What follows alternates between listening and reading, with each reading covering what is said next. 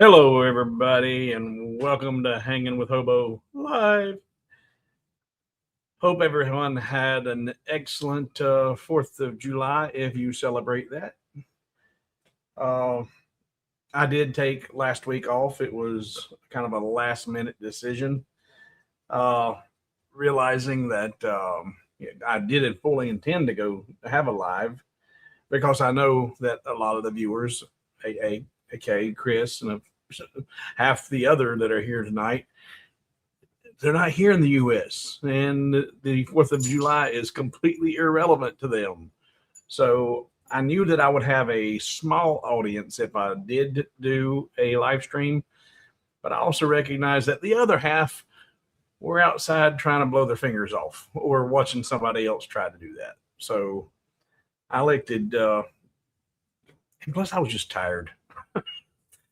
I had worked so hard and so long and so had so much effort going in trying to get the book completed and launched on the 7th. My batteries were just drained. They were dead.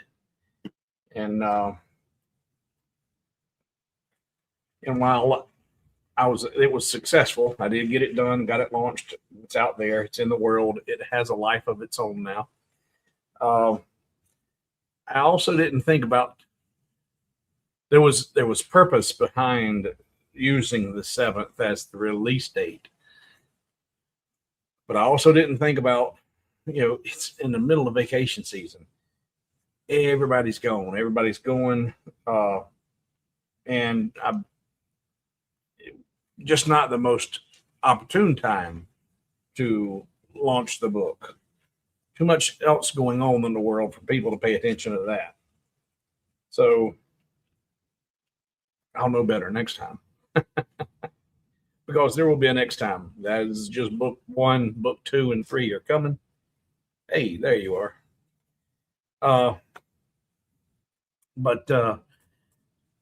Yeah, I think I needed time off last week. So thank you guys and gals for being here tonight. So let's go back to the comments, turn the comments on. Lolly dotty, there we go.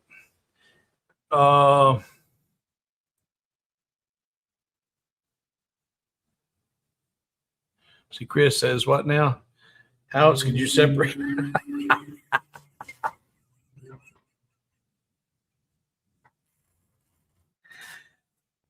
So true. So true. Oh my goodness. And I seen y'all trying to guess at what's got the little medallions suspended there. And it's not a human hair or a dog hair. It's not Miss Gigi down there. Something totally, totally different making that magic happen. I've had a couple of ideas I've been playing with over the last couple of weeks in Lightburn. And I have ran into more than one roadblock trying to do this because I don't know what I'm doing. I'm trying to figure it out as I go. And I'll guarantee you, every single one of you watching right now has seen those floating crosses. Everybody's doing them this week. They got the crosses with the magnet at the top and the magnet up in some type of frame around it. So the magnets are attracted to one another. And you put the filament on the bottom of it to hold the cross down so it sits there and spins and looks like it's floating. Everybody's doing that. And you can see that filament, especially if you don't pay attention to what you're buying. You buy something you can see from across the room. So there's really no illusion there. And so I was like, okay, I like that, but everybody and their brother's doing it. There's no trick to it, no challenge to it. And so I kept trying to think of something else to come up with. And I started looking at some of the, no, Terry, not fishing line. No, the filament is what I was talking about as far as fishing line, fishing filament, a fishing line. We ain't using that. So I started looking at some of I have to think this word out. Uh, Tensegreti, ten, Tensegreti, Tensegreti sculptures. It's a combination of tension and integrity. Tensegreti. It's where you've got the two separate pieces that are not attached to one another directly, and one's suspended over the other. And they do those with wires, and you can actually see the wires connecting the two pieces. But even though you can see them completely, it's still a bit baffling. The physics behind it is nuts. And let's see here. Here we go. Pull this over here and show you what I'm talking about. You got these sculptures or artwork where you've got two separate pieces not attached to one another, other than here they're attaching it with chain and I'm using wires.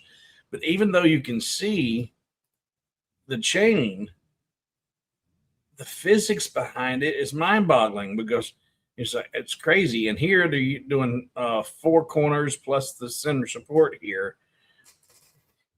And I was like, okay, I want to come up with a design. And you can see here, it actually supports weight. You can actually you can find them as tables. And they've got, here's some that's got that's obviously laser cut. Here's one that you can get that's, I guess, that you assembled that's already been laser cut by somebody else. But let's see, images. There we go. But here's big full size life sculptures and even bridges that are done that way. This stuff here, somebody's just showing you the science behind it with popsicle sticks, how they work. But I was like, all right, I want to figure out how to design and make something in Lightburn and it'd be kind of cool like that. But I don't want to see the wires. I don't want to see the chains. I want it to be a true illusion of something floating. And you can see there's nothing at the bottom. It's floating in there.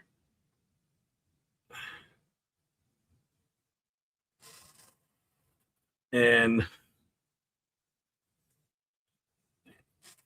that's what I want to try and do with a complete structure, to where here, this one is obviously just, encapsulated in two arches, but I want to have two separate complete designs, one above the other.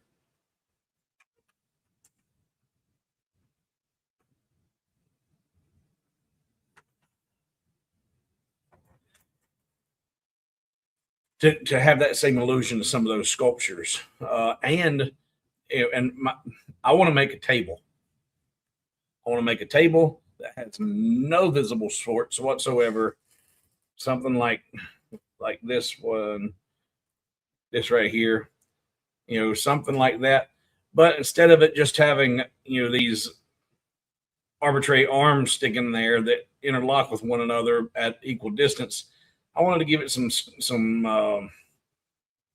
some ribs or some design to it, so it was a nice looking sculpture that interlocked with one another. And I've been playing with a couple of designs, but I haven't got anything completely worked out yet, because I'm still, and I think I'm there. I think after this, I am ready to start building my first prototype on one of the table designs I'm working on. The trick is figuring out that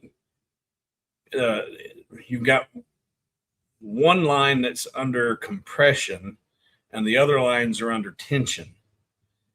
And that's, you've got to find the equilibrium between the compression and the tension to make it a rigid piece. And let's see, I found, oh, you know what? In fact, let me go see if I can find it again, video. All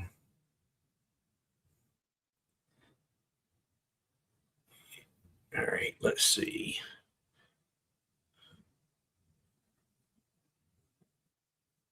Well, I don't know who this YouTube channel is, so I don't want to play it.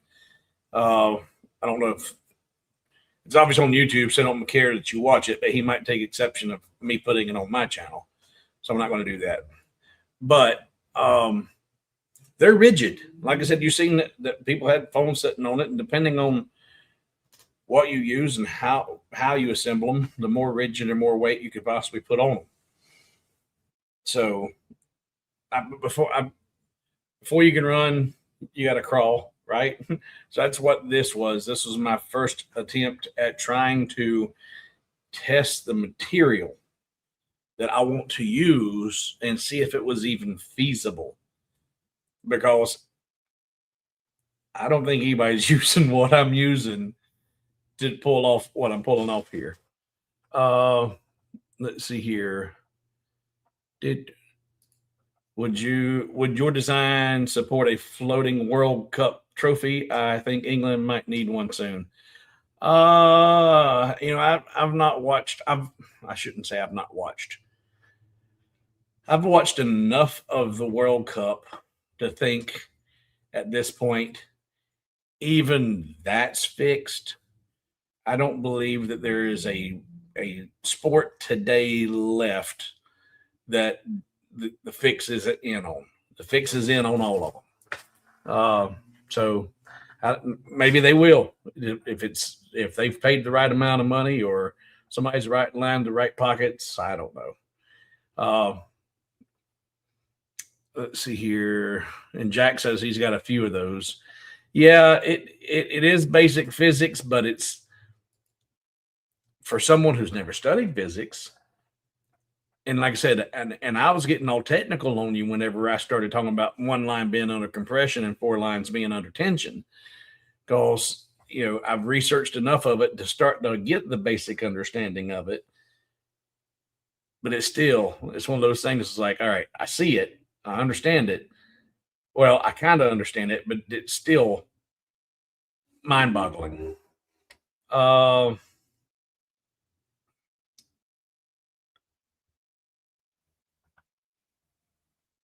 All right. I have one design that holds a floating cross with fishing line at the bottom and a magnet top. Yeah, and see, that's not a Tensegrity. Tensegrity. It's a Tensegrity. That's not a Tensegrity design. Because I think the magnets being introduced to it takes it away from, because there's no compression. There's only a line under tension, or vice versa. You've only got one type of line there. And with the Tensegrity, you've got tension and compression lines. And I like I said, and the cross was really they're cool as heck. But I was like, okay, I can't really do a video on that because everybody's doing them. So I need something that nobody's doing. All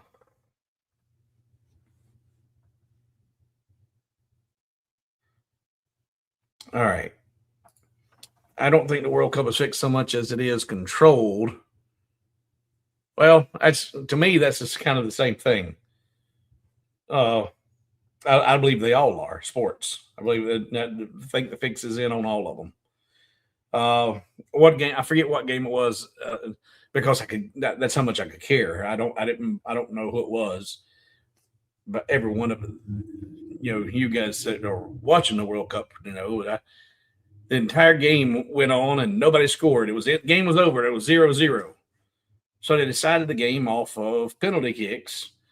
You got 5 kicks, you got 5 kicks. Best out of 5 wins. Well, hell, why didn't you just do that when the whistle blowed and just get the game over with instead of spending 2 hours running up and down the field? And then I watched the one goalie uh, trying to defend those penalty kicks, and it's like the offensive team kicked the ball, and he's like 1001, 1002, react. I'm like, okay, well, that it was his performance was less than convincing that he was really trying to block them. Anyway, let's get back to this design. Let's see here. I was researching this too. Tensegrity structure is a system where isolated compression elements are held in place by a continuous network of tension. Yep, you got compression and tension. Yep. How you doing, Russ? Hope your world's doing okay. So look at there. Russ has been researching the same thing. Great minds think alike. All right, and thank you for marking, Terry. And let's go over here to light burn, because we're going to talk about the general design and how easy this is to make, and all of the possibilities that that you could use this for. Look, I went with a pet design or a pet motif, but you could do a memorial piece to where you had on one side, you know, with a pair of angelic wings and gone but not forgotten, or wings aren't too soon, whatever the flip side name, and memorial dates, and have the wings suspended underneath that. You could play with the design of the arch. It doesn't have to be a perfect arch like that. The mechanics are going to be the same regardless what shape you end up going with. But you could also, instead of a memorial piece or a pet piece, you could make it something that's sappy and love themed, if that's something you believe in. You could, our love makes me walk on air, and or something stupid and silly like that, and do something along those lines. But this, I think it has a lot of possibilities. I think you could do a lot of different things with it. All right. Well, good, Jeff. I'm glad you got it, sir. All right. Now, the basic design itself is extremely simple. Extremely simple. There are a couple of mechanical things to think about once you go to the laser. But let's jump over here to light burn. And I think the comments will be okay. But I got two versions here. I got this one down here with the paws going around it. But if you look, I've got the paws that start here at the bottom and they go up. And as they go up, they begin to rotate toward the top center. And here they're rotating in the other direction to the top center. And that was, after the second or third attempt at looking at how they lay out there and deciding whether to do this in one continuous line of paws. And I did not rotate them, and they just all pointed upward in a continuous loop around it. And we'll look at that as we go through the design process. And then the disc here with the holes in it versus not having holes in it. This was just the final morph from this here. But how did we get to this? And this was just so simple. So simple. So simple that the majority of you are going, I don't need to watch this. I can do this in my sleep. And that's a wonderful, wonderful thing. But for those that don't, we're going to walk through this really quick. Here, I think I went with 2 1/4. Let me see. Nope, 3 inches. And the size is irrelevant. You want to make this, I say it's irrelevant. The size is going to be dependent on what you get to make the suspension happen. It can be irrelevant if you get the right stuff. What stuff? We're going to talk about that in a minute, because there are variants available in what I'm using here. And some of the variants are going to make it weight dependent, and you're only going to be able to get so big. But I went with the 3-inch circle, and just come over here and draw out a circle and tell it to be 3 inches. With my aspect ratio locked, there I have a 3-inch circle. Then what I did was an offset of 1/2 inch. Do not delete the original, outward, and say okay, round, of course, because I'm making circles. And then I did it again, holding control, and just click on the offset button. And now I've got 3 circles with a 1/2 inch offset. This one is my actual disc. This out here is what I'm going to use to create my arch. So depending on how tall I want my arch, I'm going to come over here and grab my rectangle tool and draw a rectangle. And I'm going to put it on, what is that, on the 7? Yep, 7 layer. And I'm going to unlock my aspect ratio and tell it to be a 1/2 inch, because that's the gap between here and here. And this outer circle right here is 5 inches tall. So from the midpoint up is 2.5 inches. So from this point up is 2.5. If I want it to come down 2.5, then this is where I need to put that 2.5 inches. Then I can grab that corner right there, get my snapping arrow where it turns into a cross with the crosshairs, and drag my snapping arrow up here and look right there where I get my snapping arrow with the circle again. That's the intersecting point of that outer circle. Control D, duplicate that, and I'm going to move it to the right side of that circle. And now that's perfectly aligned. And that is, in fact, if I do a straight line across the bottom of that circle, it should be, but it's not. I would have thought that should have come right to the bottom of that. Let's see, why not?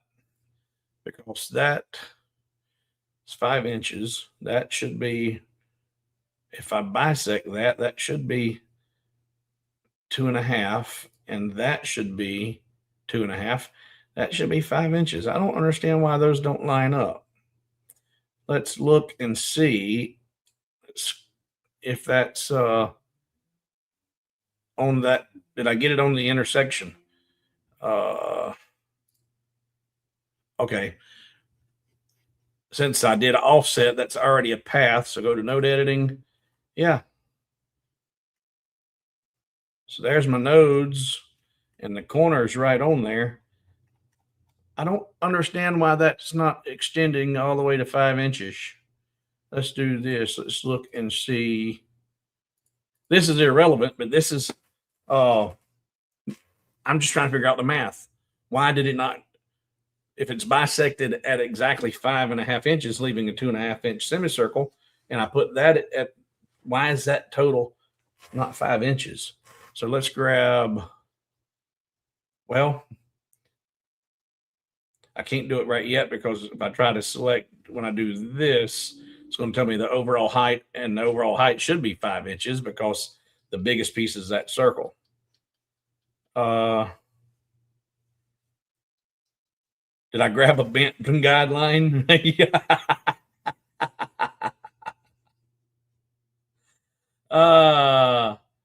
Are you going to share the file so we can have a good starting point?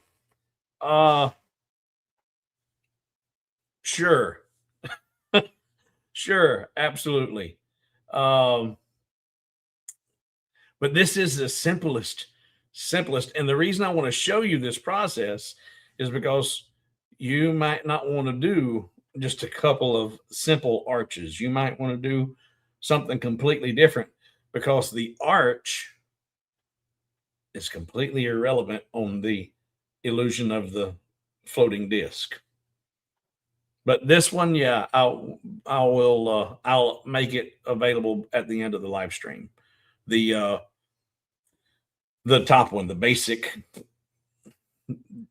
design. Uh, Middle of the arch, not left corner.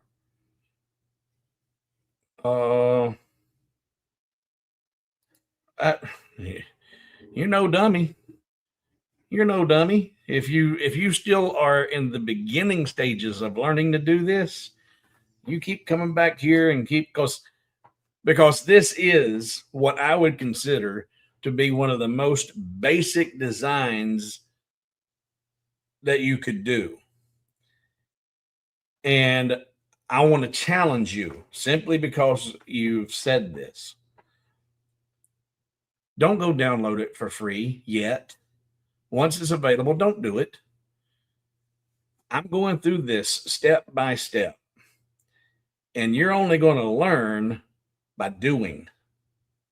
And that's the reason I'm doing what I'm doing. The reason I'm here sharing with you, is to help you learn how to manipulate these pieces so that when you get this wild hair of an idea, you can begin to come in here and jump in to Lightburn and embrace it and start to figure it out yourself and not be dependent on other people. I want you to have the ability to do this. So don't download it immediately. Only download it if you try and you can't do it.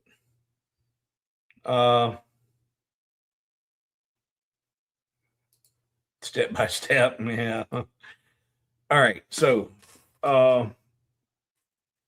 regardless why this didn't line up is irrelevant, and I'll show you why here in a second. First thing I'm going to do is I'm going to use my scissor tools to get rid of the pieces that I don't want on my circles. I'm going to grab my scissors and come over here, and I don't need that or that. And I don't need that. That because of that stupid little guideline. In fact, let's get rid of that because it's creating some artifacts. There we go. Back to the scissors. Cut that away. Cut that away and cut that away. Now, it's not, I can tell by looking at it, you probably can't see it on your screen because it's so small, but these did not join. It looks like these are still separate pieces. Looks like, yep, right there is a small artifact there that joined and started to have it there.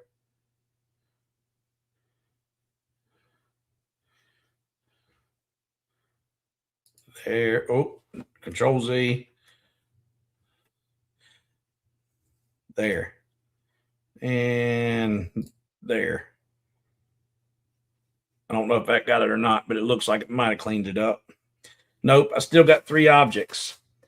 And I want you to start, if you haven't already, start paying attention to the very bottom line in Lightburn.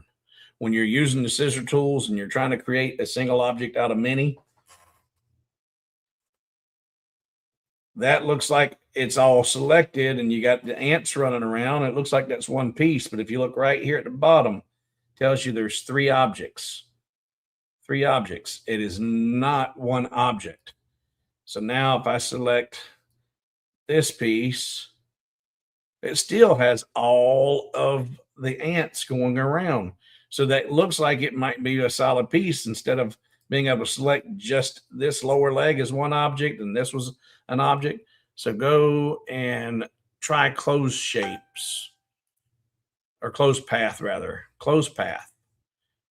And now you have one object.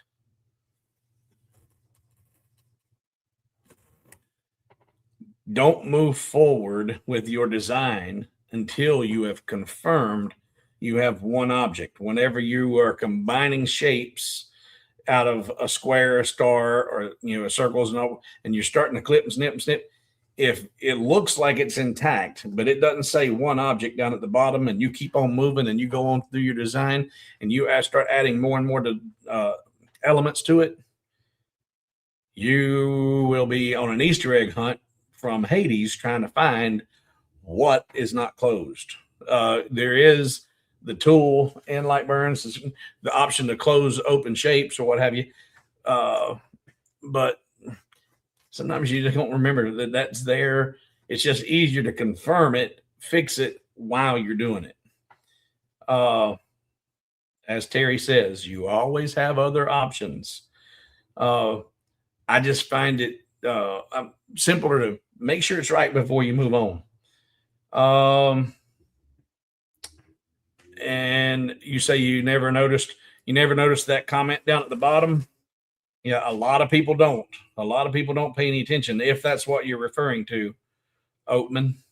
But that right there is I look for that before I move on and start doing anything different. So now let's put that on a cut path. So that's done. That's done. I've got a 1/2 inch gap or a 12.7 millimeter gap between there. If I was able to have that suspended perfectly, then I've got the uniformity of a 1/2 inch wide arch, a 1/2 inch gap, and my circle or my disc. Now I've got to create my notches. One is on the bottom side, one's on the upper side. So I know that this is a 1/2 inch, but that's actually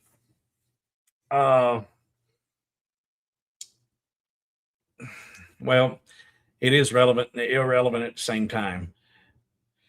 So I'm going to draw a rectangle, and I'm going to tell it to be, and I'm working in inches and millimeters. I always do. I'm going to leave it in inches, come over here to the height and tell it to be a 1/2 inch tall, and then come up here. I'm still in inches, but I'm just going to put in 3 millimeters, and it does the math for you. And no, I'm not going to duplicate it yet, Terry. So now I've got a 3 millimeter wide slot and a 1/2 inch tall slot. Now I'm going to take that and I'm going to tell it to go to the top center. Now that's lined up exactly where it needs to be in the arch. Now what I'm going to do is I'm going to take this and I'm going to, well, as Terry said a minute ago, Yahoo, you do this a couple different ways. You can duplicate the whole thing. In fact, we'll do that because if what I was getting ready to do, you was going to have to be able to see the multiple pieces stacked one on top of the other. I'm not going to do that to you. I'll go ahead and duplicate the whole thing so you can know that we're working at separate pieces.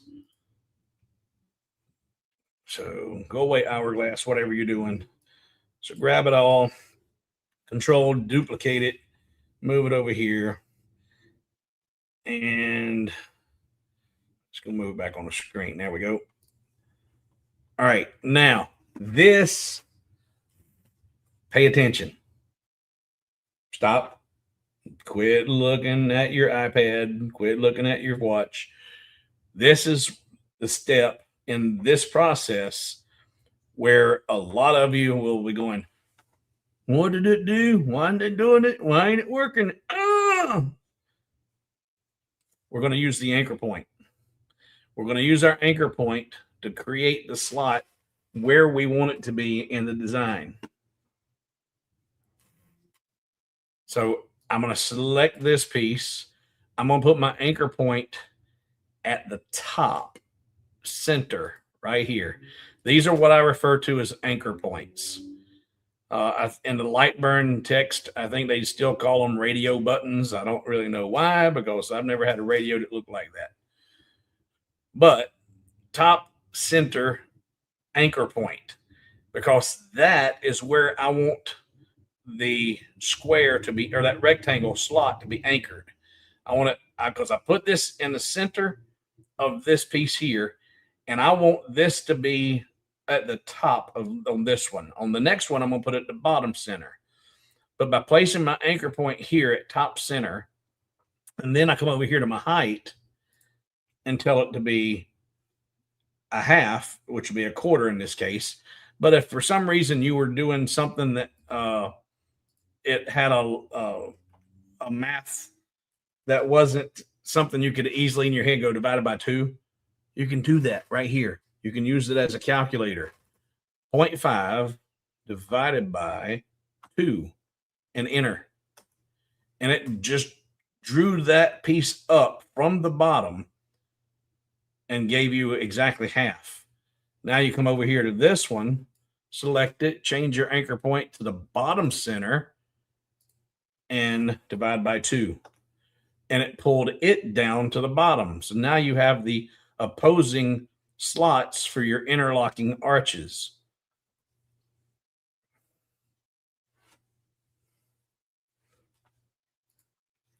Radio buttons is how they are referred to in most programming languages. Okay. And the problem I had, if for anybody who's unaware, I've never used any software like this before, ever. And I have learned how to use Lightburn by using YouTube University. If it wasn't for YouTube University, I would not be where I am today with my working knowledge of Lightburn.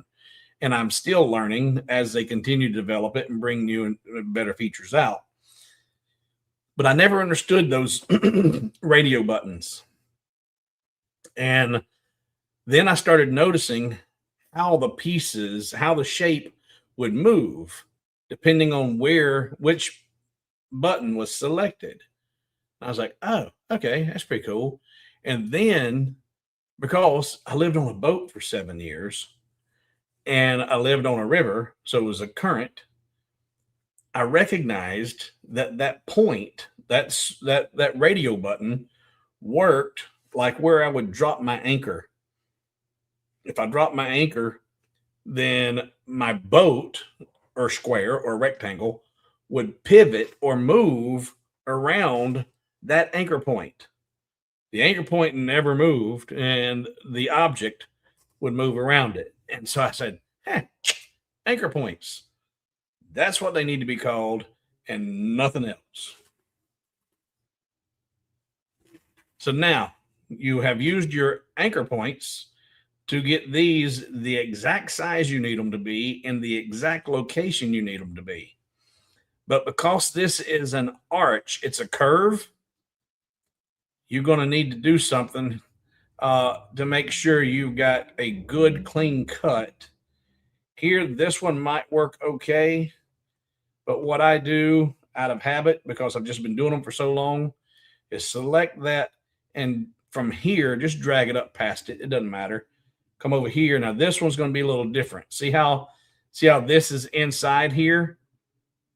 If you just selected your arch and then subtracted this,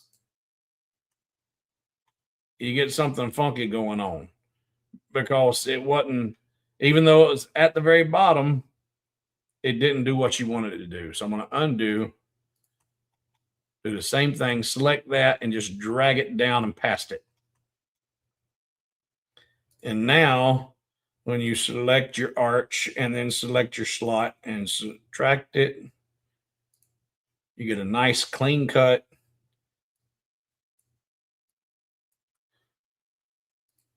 On both of them. And it's perfectly centered by dragging that down and not moving that line. everything's going to stay right where you want it to be. And you get a perfect alignment, perfect position, perfect intersection. And that is a real quick and easy put together for that design. And now here's why I said it didn't really matter. I was thinking I was going to have a 5-inch piece, and if I select it now, it's not. It's just shy of 5 inches, and I really don't understand why that wasn't full 5 inches, because the math says that it should have been. But it's irrelevant, and here's why.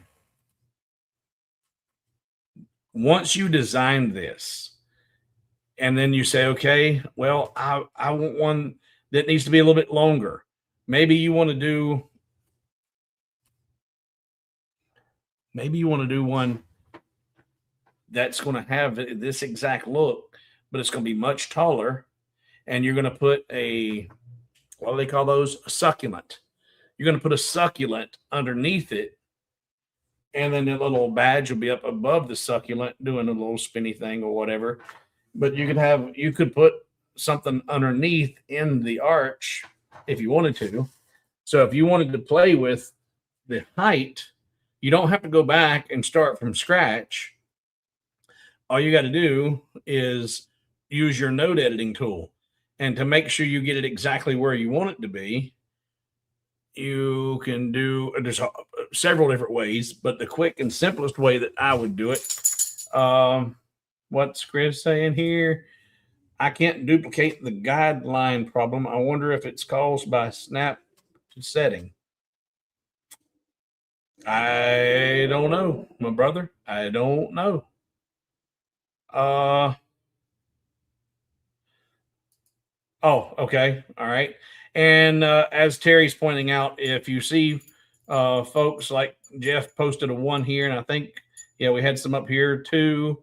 If you're a newbie and you're not sure on what those are about, I encourage everyone to, if they learn something new, even if they've been watching me for the last 2 and 3 years and they've still picked up a new tip, indicate it that way. And I think it was Jean that she said she learned 2 things. Oatman, you said something about, still, hey, these boys and girls have been watching me for a while and they're still learning stuff. We never stop learning. I learn on occasion from people helping and giving feedback in the comments. So, but that's what the 1s and 2s and 3s and 4s are about, people learning something. But to change your height on this piece without starting from scratch, I would come over here to this one, and I'm going to, I don't think it really matters if I do a square or rectangle, but I'm going to do a square. I'm going to come up here and I'm going to look for my snapping cursor. That's interesting. That's really interesting. There's my snapping cursor. Oh, right there. And that's not the center. The center is right there. Or is it? Let's try that again. Oh, wait a minute. There's something there. What's there? Huh. That was weird. Is there any artifact over here? No. All right. There's center. There's the snapping cursor. And I should have a snapping cursor right there, but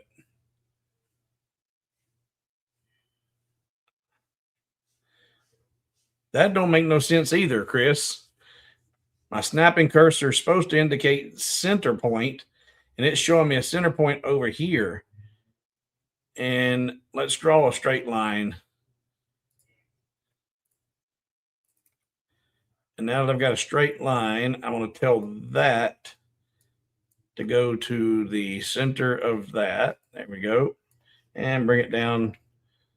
So that's right. The snapping cursor there, but there's no reason that should have a bullseye there,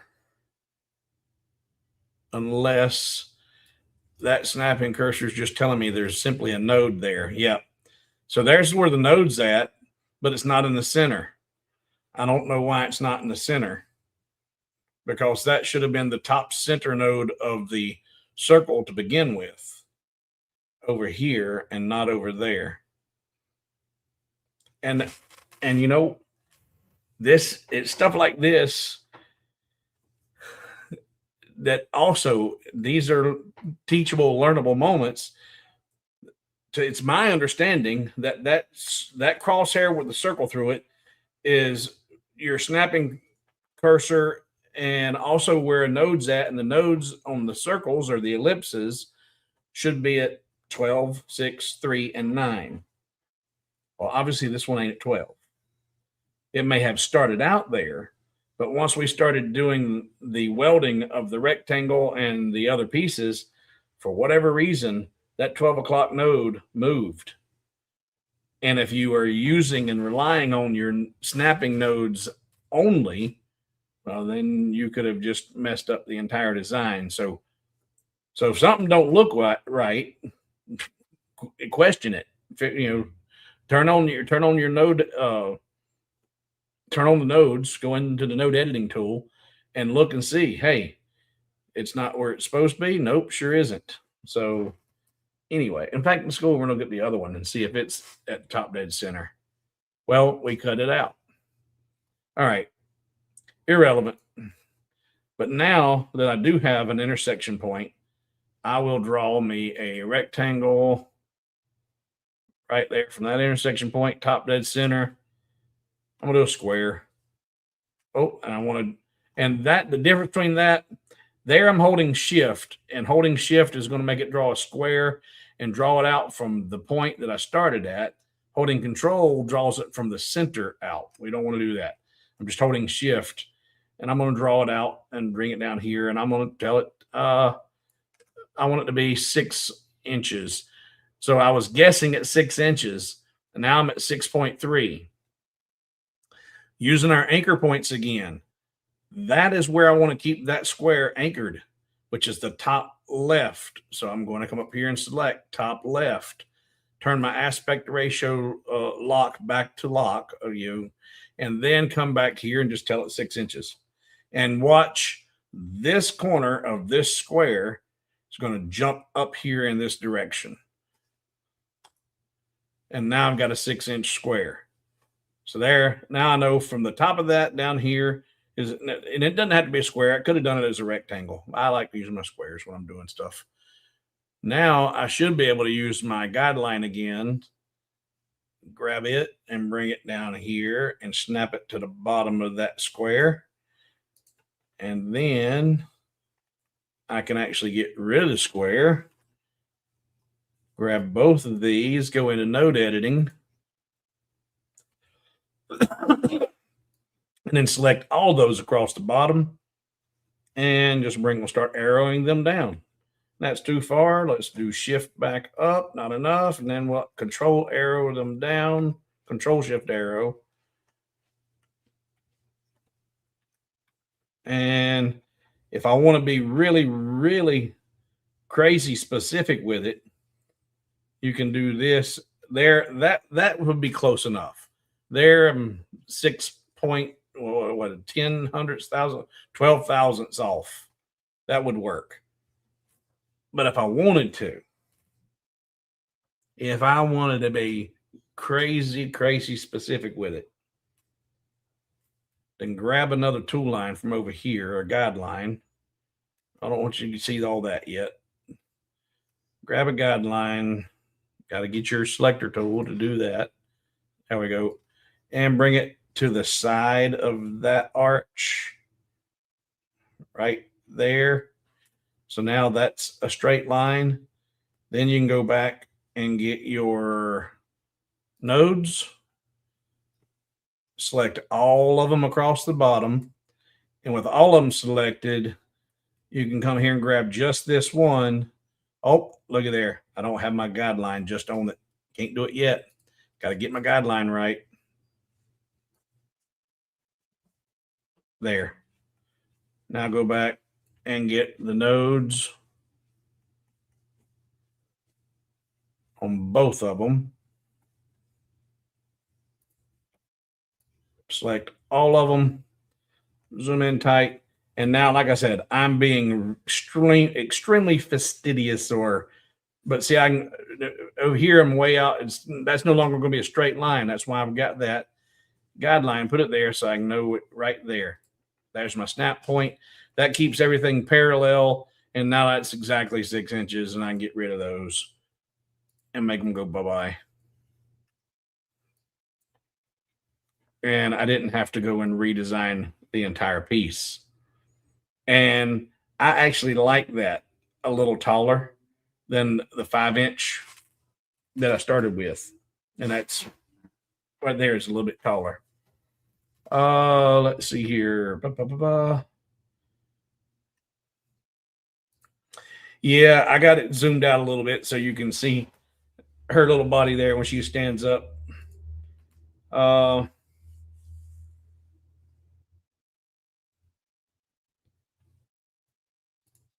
don't think so. I just got, and here I'm designing and working with 1.7. But there's just, I just find a little, if there's going to be a quirk, leave it to me. I'll find it.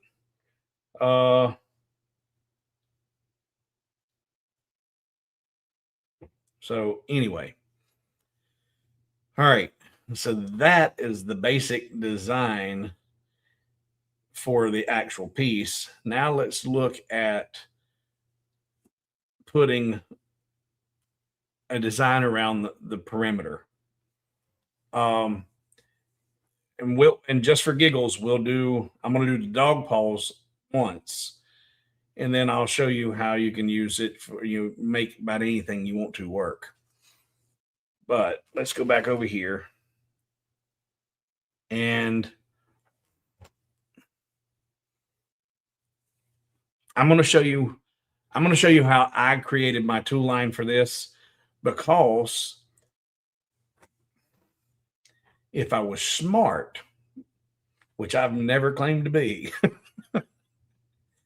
if I was smart and I was enough forward thinking, the thing to have done when I did my offsets earlier, when I started with a 3-inch circle, and then I did a 1/2-inch offset, and then a second 1/2-inch offset. If I would have done a 1/4-inch offset in between the two, if I'd have done a 1/2-inch offset and then a 1/4-inch and then another 1/4-inch, I would have half of my guideline perfectly placed already. I didn't do that. I didn't think about it. I didn't do it. So this is what I ended up doing. And this is actually not a bad way to get really comfortable with your nodes and node editing. I just come over here to my pencil tool, come over here and got me right there. There's my intersection point. And I started drawing a line there.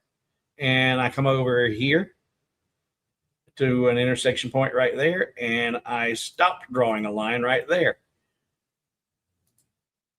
Selected that. We'll put it on a blue toolpath. And I'm going to go into node editing. And I'm going to just grab about the middle of that line, right? Well, there is the exact middle. And I'm going to drag that straight up here to the middle intersection of that. Okay. All right. Well, that was the middle, and the middle. Why is it not perfect? Because these were straight lines before they ever began to turn into that arch. So what I need to do is I'm going to insert right here. And actually, you know what? Let's come up here first. Let's grab that. I was looking for, there is no there's no node here. So I'm going to insert a node there, and then I'm going to come up here right there. That's right dead center. Then I'm going to come right down here, and I'm going to Anywhere on this line, hit the letter M for middle. And did I do it twice? That's not the middle. What in the world's going on? The distance between this node and this node is not equivalent to the distance between that node, and it should be by hitting the letter M. I'm going to Control Z, delete that. And you know what? Let's see if it is. Let's M for middle. And let's do, and here I'm squirrel. I'm curious. Is that arc at the top of that enough of an arc that the actual linear distance is the same? We can check that. Come over here to our measurement tool and click right there. And it's saying that's 1.977. Oh, and there we go. And yeah, that's 4 inches. And I'm wondering, where is that node again?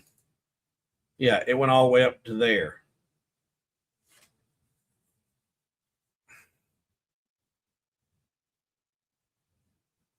All right. I wanted to use the middle. It's irrelevant. We're going to drag it down. That may be because of, well, let's do this. It may be because that line is intersected by the circle, the ellipse. So let's do this. Let's take the circle out of play. Simply by selecting the circle, put it on a different toolpath, and turn that toolpath off. So now that's out of the picture. So let's select that, go to node editing, and D for delete that node. And now I'm wondering, that might be putting it, instead of putting it at the midpoint between this node and this node, it's putting it at the midpoint between this intersection point and that intersection point. In fact, let's do this. Well, we don't have to. Just come over here and hover over the line and hit the letter M for middle. And I believe that's what it's done. Let's go to a ruler. 2.4, and that's 3.7. But if I come to this intersection point right here and measure, I was looking for the node. That's what it's doing. It's putting even, it's using the intersection points. I've never noticed it doing that before. But from that point to that point, that's the midpoint instead of between the nodes. If you made the high point suspension point, it would look more weird, which makes it harder to see how it's done. Yeah, and that's what I finally figured out. It's doing it in the intersection points instead of it in between midpoints in the line. I've never noticed it like that before. But I wanted the middle, and because what I'm going to do is I'm going to look for a node which should be right about there, right there. That should be a node because that looks like that's the end of the straight line. And I want to bring that node. Those don't need to be closed, Dad. Those can stay open. No, I had those over there closed because I just didn't want to hear the TV.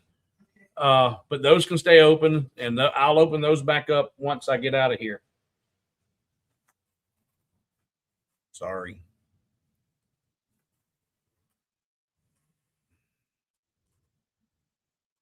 It's getting worse.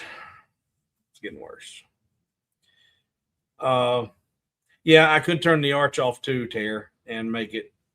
But what I'm looking for is just to grab that node and bring it over to approximately where that straight line is, right about there. And look for it being in the center, and then hover over that line and make it hit the letter L. That makes that a straight line. And here I'll just hit the letter I for insert. And I'm looking at right about there and hit L for line, straight line. And now I've just got to play with these handles to get the arch kind of in the middle.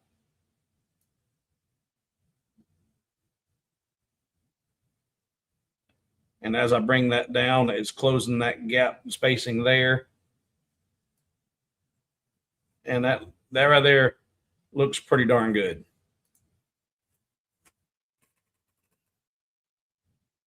So that's what I ended up having to do, because I wasn't forward thinking enough when I was doing the design to begin with to create a center line between those offsets to use as a toolpath. So if you end up going back and watching this and recreating it, just know, hey, I need a toolpath. So let's create a toolpath in between those offsets as you're designing, and it's always going to be there. Or it will already be there.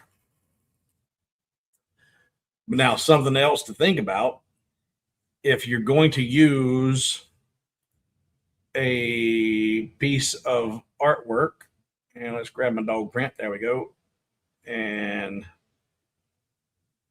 bring it over here.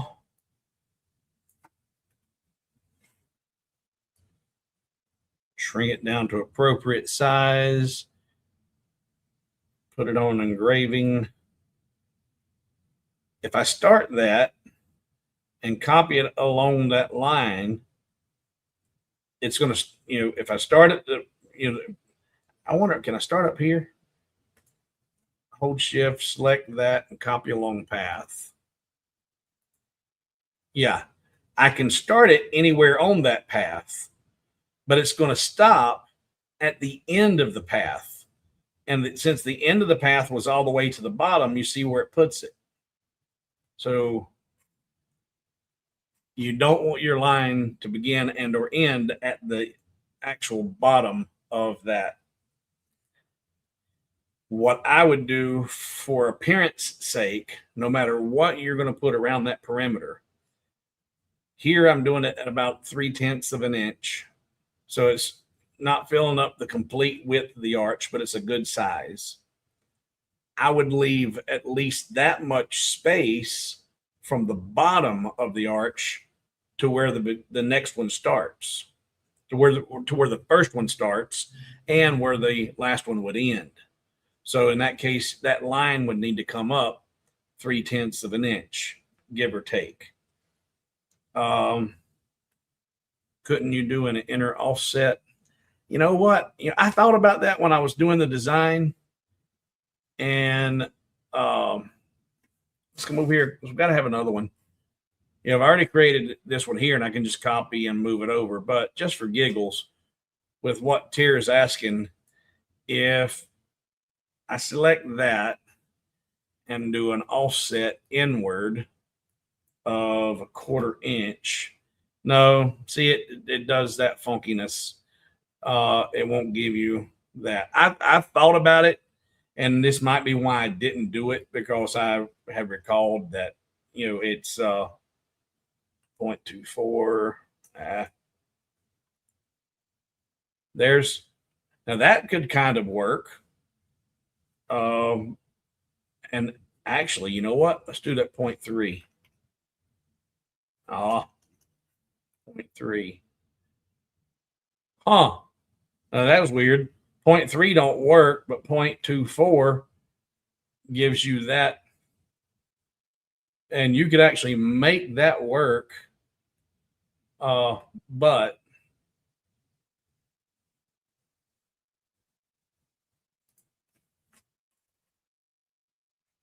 you always have other options. There's different ways you can get there. I'm going to select this blue line and I'm going to go to my move tool, or my move settings, units and grids, and I'm going to tell my arrow movement to be 0.3, 3/10 of an inch. Say okay. Then I'm going to grab my nodes on the bottom of those and just arrow up 3/10 of an inch. And now let's look at that and see if that's high enough. If I grab this one, and let's see, there's my center. Grab my center and put it on the line right there. That don't look terrible, but let's do and when you're doing the copy along path, you need to make sure that you're zoomed out to where you can see your entire path, because once you go into that tool, you no longer have the ability to zoom in, zoom out. You can no longer see. It's in the arrange menu, copy along path. And I'm not rotating anything right now. That looks pretty good. I could live with that. So let's look now, though, at multiple copies. I like the idea of having 4 on either side. Because this is going to be bisected by another arch. So you're going to see those 4 and you'll see those 4 separately. So I said, okay. Now, if you rotate them, watch what happens. These 4 rotate and come up, but now these are going down, and I didn't like that.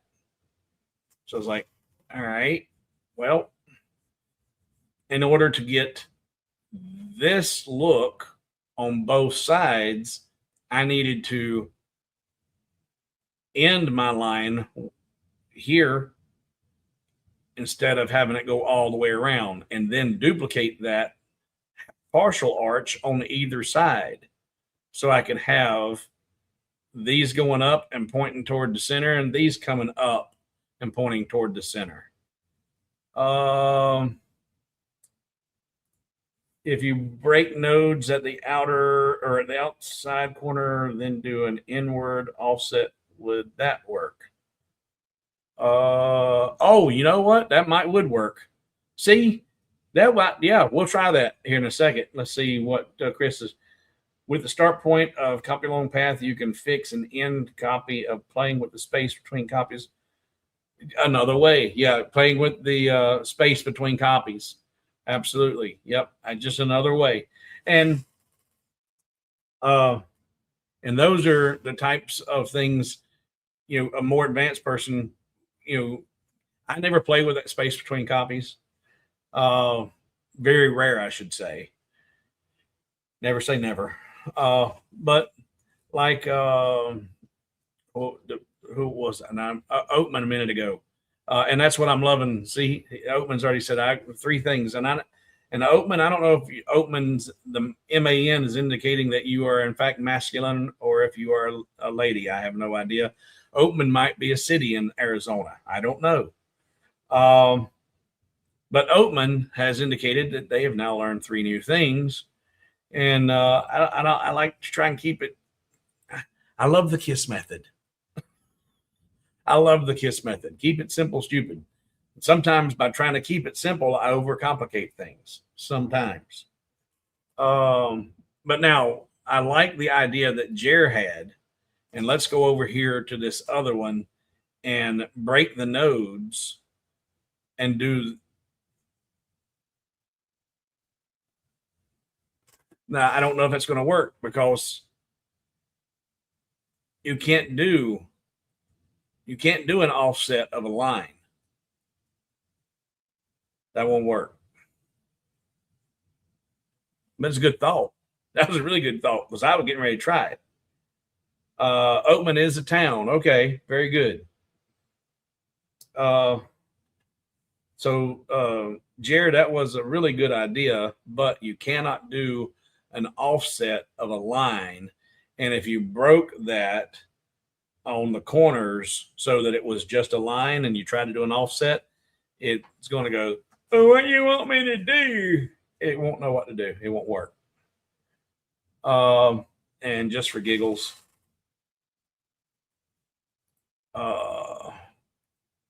we'll cancel this, come over here and go to node editing, and we will break it here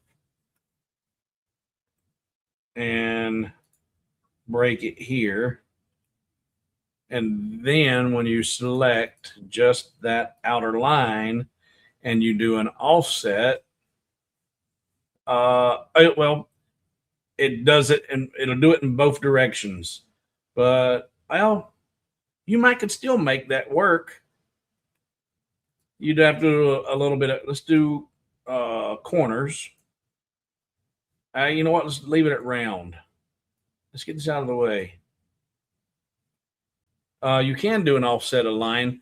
You can't do an inward offset of a line. That's what I was thinking. But if you do an outward offset of a line, it's going to go outward in both directions. And here we're starting there. So I would want to do a 1/4 inch. And there, that put that exactly in a 1/4 inch. And then you just have to edit that. So yeah, that would work. And it'd be a perfect. See, I'm learning. As I said, you can't do an offset of a line, but you can, but it's only outward. You can't do an inward offset of a line, obviously. But I'm going to use this on this side. Yeah. And then we'll fix that. You should be able to do an out. Yeah.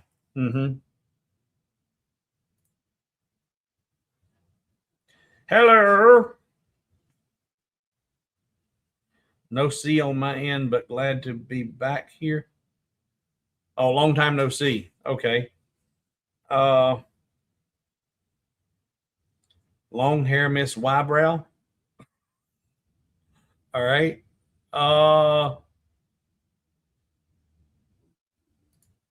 So it would be better to break the inner line. I don't think it matters. I don't think it matters at all. But that was a really good suggestion, and I'm glad that I went through with following up, because I didn't mistake that you cannot do an offset of a line. You cannot do an inward offset of a line. All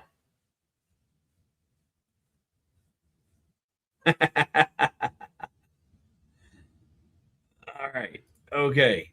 So let's go back over here and let's see what we would have to do to keep that and use it. And then we need to fix and readjoin our piece that we broke. So I'm going to say, okay. And I'm going to put that on the blue toolpath so that we've got it separate and we see where it's at.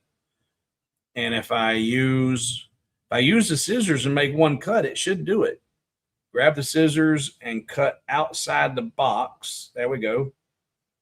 And that's going to go all the way around and cut it all. And look at that. That was one. I learned one. That was cool. That was so much faster than playing with the node editing and drawing a line. And it's perfect. Good on you, Jer. All right. Now we need to reconnect this. And what you should be able to do is select those two. And you see down here, you got two objects. File, edit rather, and close path. And we still have two objects. Closing path didn't work. Now, when close path doesn't work, I try the auto join, which is either tools or an arrange. Alt J. Is it in edit? Yep, I'm sorry, it's in edit. Alt J. Auto join selected shapes. And that worked. Now I've got one object. So Alt J. So now I've got a perfectly centered toolpath. And I've got that on layer tool. You could layer 1. You could put that on an actual toolpath. But for what I'm doing and for visibility, that's why I've got it on an actual layer so it shows up better on screen for you guys and gals. So now I can select this, go into node editing, select the bottom nodes, and arrow them up, and that's going to be where exactly as that one is. And it's going to be much smoother with the arch. See, I've got a funky corner right there. Funky Cole Medina. Here, it is a perfect arch all the way around. So that's actually a much better path than this. For what I'm using it for, this is irrelevant because I'm only doing those spatially placed, paw prints. So those were irrelevant. That's why I didn't worry about them. But this, if you were doing something that was going to be, maybe you were going to do a wreath like or an ivy like kind of a crawling design, or create a crawling design, then you would want a smooth arching transition. So that was actually, I'm really, Jerry, I'm glad you spoke up and said that. I'm very glad you did that. Question: how come I can't get into my account? I heard you switch some things. Hang around and we'll talk about that. Because I've got a few questions of my own for everybody, but I want to keep going with the design, and then we'll talk about those things. You have been gone for a while. You have been gone for a while. All right. Glad you're back. All right. Let's look. Okay. So now we've got that perfect toolpath, but I want to divide it. So I've actually got two toolpaths so I can have my paw prints both going up and then turning inward. All right. If you smoke them, if you got them burnt, smoke them. If you got them, smoke them. All right. So let's go back over here. And I want to have this. I did a 3/10 gap from the bottom to here. I want to have a 3/10 gap from here to where it ends. And actually, that may or may not be enough, but we'll get ready to find out. So I'm going to come over here and using my rectangle tool, get my intersection point and draw out a perfect square. Put my anchor point in that top right because that's where I want it to be anchored. And I want my aspect ratio locked. And I'm going to tell it a 0.3 square. So there is my distance. There's where I need that arch to stop. So I can grab my arch, that toolpath in the node editing, and come right there and insert a node right there. I for insert and B for break. Then grab my square and grab the corner and put it right there. Select the arch again, go to nodes and B for, or insert and B for break. I, B. And then I can grab my selector tool, select that square, delete it, and then select that and delete it. And now those two lines are 3/10 of an inch from there and 3/10 of an inch from where they intersect. So now if I grab that paw and I grab it in the center right there and put it right there where the line starts, hold shift, select the line, arrange, and see, now I can't see the whole thing. Got to zoom out first, and you can't even do that when the menu's open. So you want to get that in position first. Then select your paw, then hold shift, select your line, arrange, copy along path, and there. And then I don't have them rotated. So rotate copies. And I think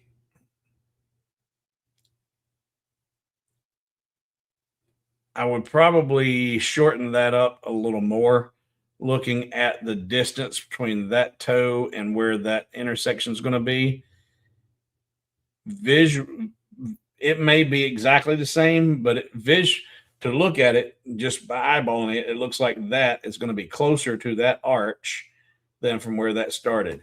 And this is me being super, super, super ridiculous, or is the correct term fastidious or fastidious? I'm trying not to use any really bad words. I'm being very particular. Uh, so I'm going to say cancel. And I'm just going to come back up here and I'm just going to come right down here. And I'm going to go into node editing. I'm just going to come right down here, insert and break. I'm just because there now I'm just eyeballing it. Because when I did it exactly, it wasn't what I wanted. So I'm going to eyeball it. Start here, hold shift, select that, go into arrange, copy along path, and rotate.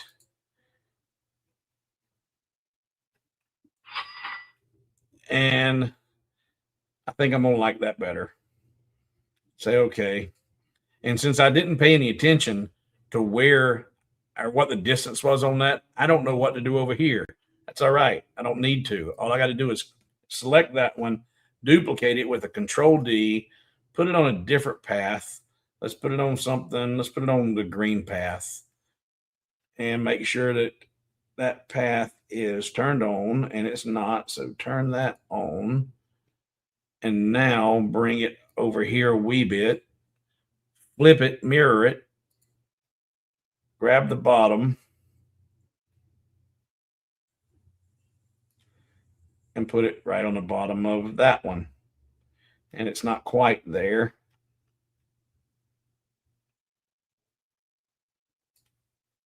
Oh, Control Z.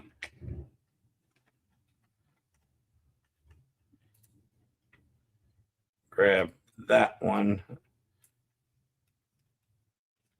Zoom in good and tight to where you can see it. There we go. And snap it. Then I can go up here and grab the blue one and delete it. And now put that one back on the blue. Oops, not all of it, just that one.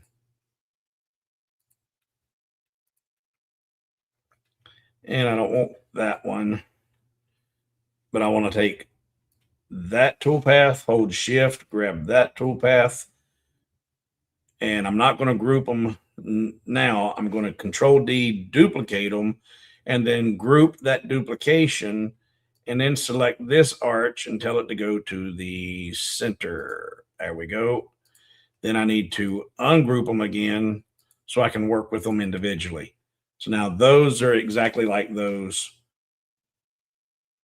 And if this is actually what I want, I don't have to go in and read. It's actually probably easier just to go through and do the copy along path. You could grab all of this, group it, duplicate it, and then position it over here. Group it, duplicate it, flip it, and position it over here. Group and then duplicate that and move it over here. But all those duplications, it's just as easy sometimes to grab one and put it on here where it needs to be. Grab the center. There you go. And put it at the line. Hold shift, select that. And then arrange, copy along path, rotate, done. Okay. Grab, duplicate, control D, move it center to the line starts, zoom out, arrange, copy along path, rotate. Okay. And one more time, control D, duplicate that, bring it over here. You want to zoom in tight, grab that middle and put it where the line starts.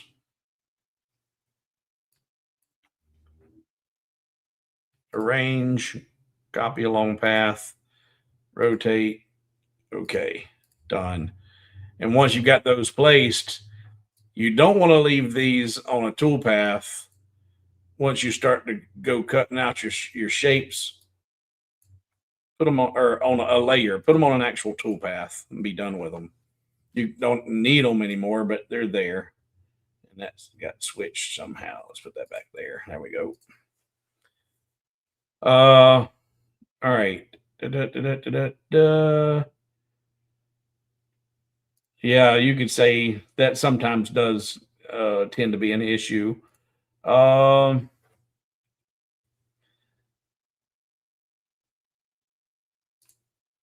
is this where the magic happens? The magic is getting ready to start happening here. Because we're getting ready to figure out how in the world this is suspended, and it's not using human hair or dog hair, and it's not using fishing line. Because if it was fishing line, you would see it. You would see the element. You'd see the fishing line in there. No matter what, fishing line is not invisible. So how in the world is that in there? Well, it is in fact magic. These are some of the discs that I had. I don't remember where these came from, but I was like, okay, I'm gonna start playing with these. I guarantee y'all do too. I mean, these are solid cherry discs.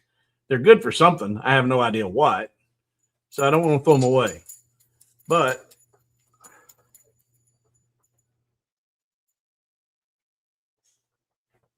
do you see it? Do you barely see it? If you look close enough, and I get out of the way, because that's part of the trick. Trying to get it to where, there we go. And let's get it on the white. Does that help any? You get not actually the blue makes it a little bit more visible. There's a little bitty, teeny, tiny thread right there. And that's what it is. That's a thread. But at a distance, even on that blue, you can still see it there if you look close enough.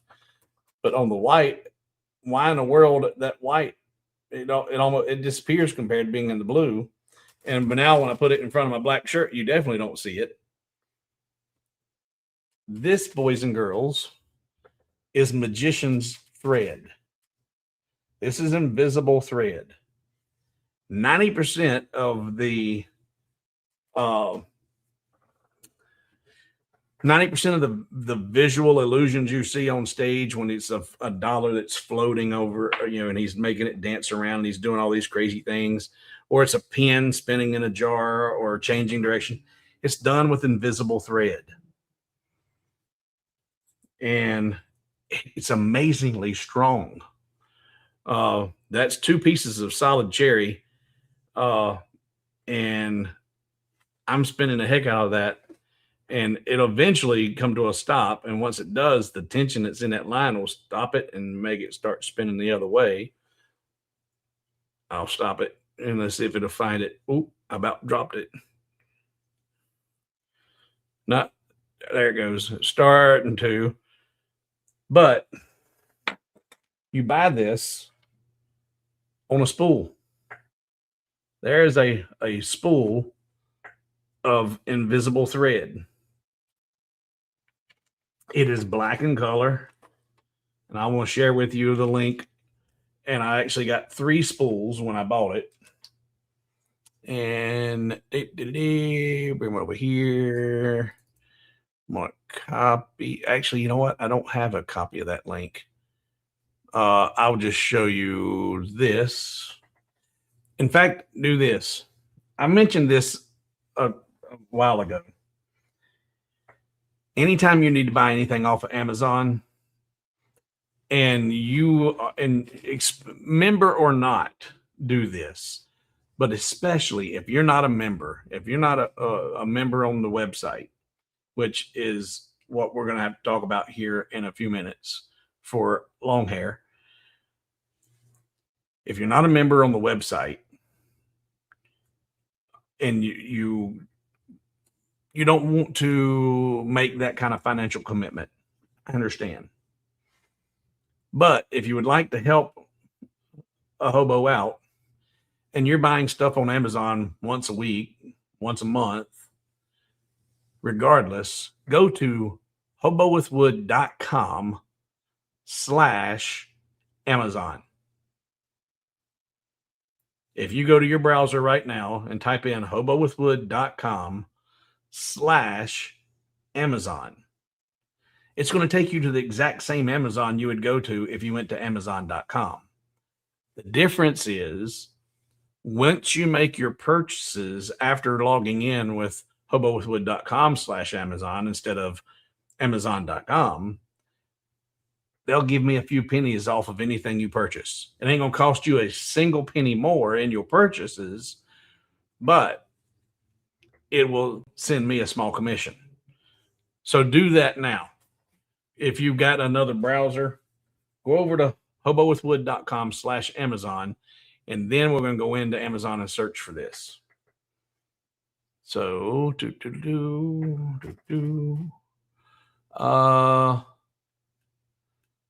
let's see here. Missing invisible. Sharon's asking about invisible thread. Yep, invisible thread. Is that surgery suture material? It's not camera resolution. It is a very specific magician's invisible thread. How did you find it online if it's invisible? Ha ha ha ha.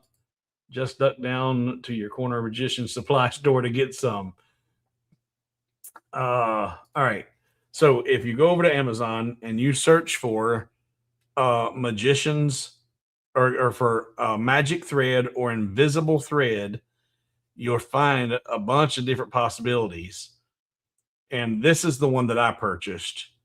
It's 3 spools and it cost me $12.34. And unless you're doing magician shows on the weekends, these 3 spools would last you a long time. A very, very long time. I say that you might go through a spool figuring out how to work with it because it is a pain in the butt to work with, but the illusions are really, really, really cool. The reason that it's invisible is unlike fishing line. The filament that you use for fishing line is polished, slick, and has a very finished tape. This is frayed. I have to hold it up to the light to even find it. This line is not a polished. This line is actually thinner than our kerf on our lasers. But it's not it's I about dropped it again. But it's not a perfect filament. The edge of that line is frayed. So it disperses the light instead of reflecting the light. And it does that by having a frayed. I'm going the wrong way. There we go. Trying to get it. You can see that little bitty black line right in there. And if I were to focus the camera ever so slightly, you might see it a little bit better, but not much because it's designed to disperse the light and not reflect it and show it. So it's the way that the polymer is made helps it to disperse and become invisible. Yeah, it's like a stealth thread, but it is made specifically for magicians. Uh,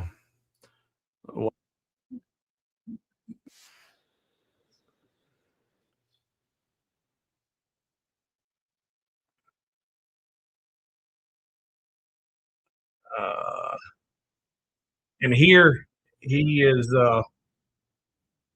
it looked like they're regular glasses, but if you watch, he leaves this back piece off the table so that he can grab it with the line when he dips his fingers down, and he just flips it over. He picked it up with he has a piece of thread between his two index fingers, and when he brought them together, it allowed it to dip down, go underneath that ear of those, and then when he flipped it up, picked them up, moved them. You know, a magician's thread is used in a tremendous amount of illusions, and there are different qualities that have different strengths. But in this one, they advertise it showing that it will support 3 decks of cards. One single strand supporting 3 decks of cards. And they have this stuff so strong that right now, in order to keep from dropping it, you see me wrapping it around my finger. They've got some of it so strong that it'll hold up to 5 pounds of weight. And if you try to do that, it'll actually start cutting into you. So it's pretty neat stuff. But look for magician's. Let's see here. Magician's thread is what I searched for initially. And you start seeing here invisible thread. And these are the ones I bought. And here, I got them cheaper. I got it. No, that's 6 piece, 6 spools. But you don't want fishing line. Well, that's this magician's floating illusions. You want to make sure that it says it's magician's thread, invisible thread. But that's the one I got for $12.34. All right. It's made by Peter. Is it made by Peter Brady? Let's see here.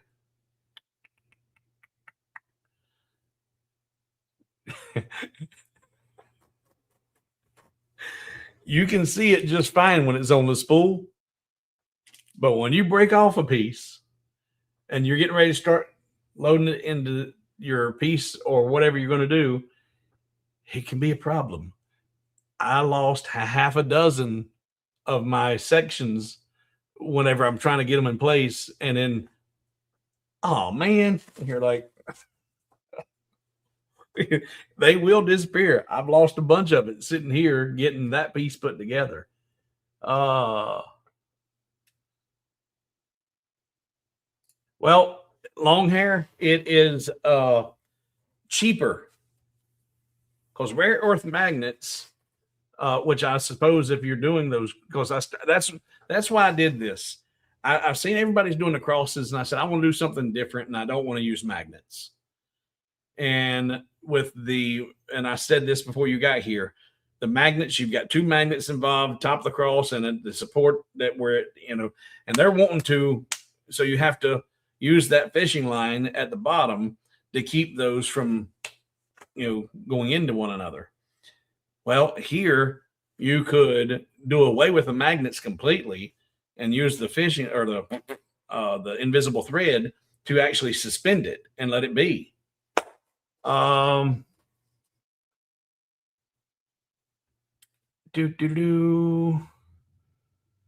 right, good deal. Hey, Oatman, Arizona has already ordered some. Okay. I was wondering, I was waiting to see, and Jerry's asking, how'd you attach it? How'd you fasten it? Did you tie a knot? No, did not tie a knot. How did you attach it to the wood? All right. So this one, as you see, it's just a solid disc. There's 2 discs glued together, but there's no holes. So the only way I got that thread in there was to glue it to the back side of one of the discs and then glue it together. And now it's sandwiched in there. Now, let's think about your designs and the design process.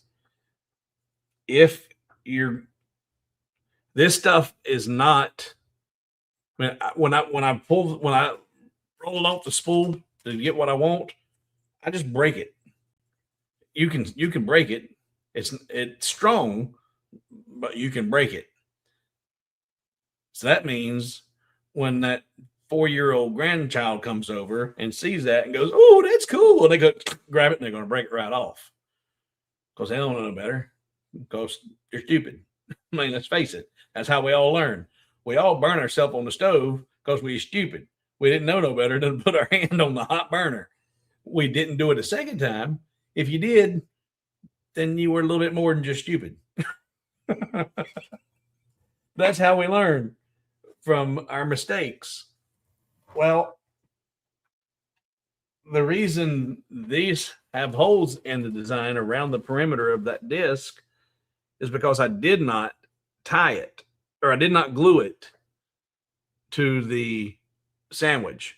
Because when this breaks off, not if, when this breaks off, I wanted to be able to repair it.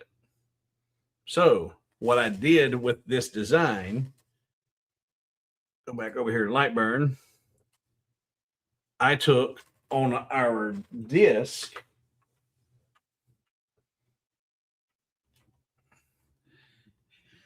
and just put a 2mm hole around the perimeter. So I came back up here, draw out a 2mm circle. I don't know if that's 2mm or not, but we'll go 2mm and enter, and there we go. Hold shift and tell it to go to the center. And I'm okay with where that's at in relation to the perimeter. So I'll select that one and do my circular array of 12 copies and say, okay. And why 12 of them? Well, because 12 is the number of hours on the face clock. When someone looks at this and sees it, they're subconsciously going to recognize the pattern of 12 circles there. And if there was one single circle there, then you're going to look at that and see that floating and see that one single circle at 12 o'clock and go, okay, well, something's got to be, must be tied up there. So by putting all those circles in there, it helps hide the illusion that that's why that circle is there. It's the threads going through it. But how did I get it in place? Toothpicks, or even just a scrap piece of wood.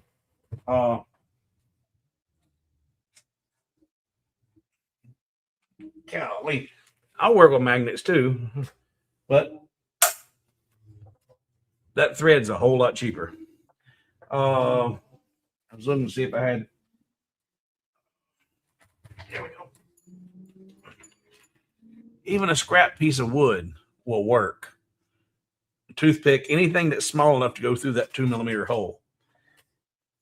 Then put just a little dab of super glue right on the very tip of that piece, and take your string, your thread, and you just wrap it up in that super glue, and then use a little accelerator, and it's now that's glued to that. Then you've got that thread on a needle, and you can push it through the eye of the 12 o'clock hole, pull it all the way through, and then you've got your piece suspended in the loop of that invisible thread. And then on the top of my this one here, not this one, but this one, I came, see, Control D, duplicate that and bring it to the center of that one. There we go. So my thread is looped through that center hole. I took my needle, my toothpick, and just ran it around and around and around and around and around this piece right here. In between here, oh, in between here and here, over and over and over again. Just wrapped it around there. Then once I've got that wrapped around there several times, I then took super glue and super glued it to there. So now I've got a closed loop super glued to the top of that. You know how I like to make my boxes friction fit with, there's no glue holding this on. This together, there's no glue holding this cube together. I could force this and bring it apart because I use kerf in this particular instance, 0.007 inch kerf, super tight. Don't do that with this. You don't want a super tight fit with this piece, because when it breaks, you're going to want to be able to take this and separate those arches and tie that back up.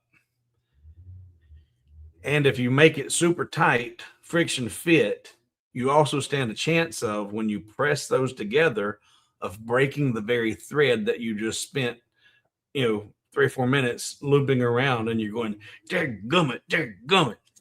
So loose fit. And I'm going to set this on my table and see if I can figure out which one's which one separates. There we go. So there, with a loose fit, I can, well, come on, separate it, put it back on the table so I can lift it off. There we go. Separate it. And now I can reapply that if I needed to. In fact, I'm curious if you can see this or not. With that one pulled away, if I get my head, there we go. Can you see it? Can you see that V? See either side of the thread?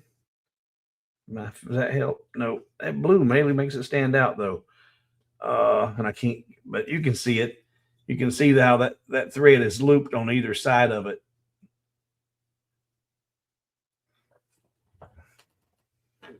And that's loose enough fit that it will go over the super glue and the thread. I didn't add any additional kerf. I didn't add any additional outward kerf. I just didn't add any inward kerf. The natural kerf is enough, and that works, and it's serviceable. So when that snot-nosed rugrat comes over and breaks it, you can fix it. Let's see here. Blah, blah, blah, blah, blah.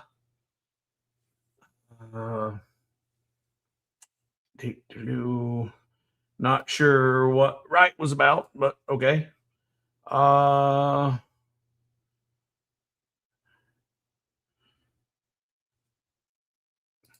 can't imagine trying to thread that through without something to help aim it. That's where the toothpick comes in immensely handy. And like I said, and I've got enough slivers of wood laying around that it doesn't actually have to be a toothpick. You can find just any old sliver that you can do. And the 2 millimeter hole is plenty, but you might do 2.5 or 3 mil. But because if you don't get your disc lined up perfect, then you might not be, even though you got a 2.5 mil on this disc and this disc, if you didn't get it lined up, now you're trying to go through 1.5 where you finally got it close. But doing it with a toothpick makes all the difference in the world. Have you tried to see how many strands you could do before seeing it? It depends on your proximity, because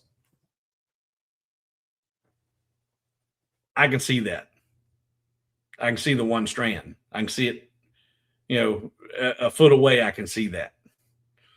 But if with the right background, and that's why magicians wear black, the backdrops are black, all of this invisible thread is completely hidden when it's behind a black background, completely hidden.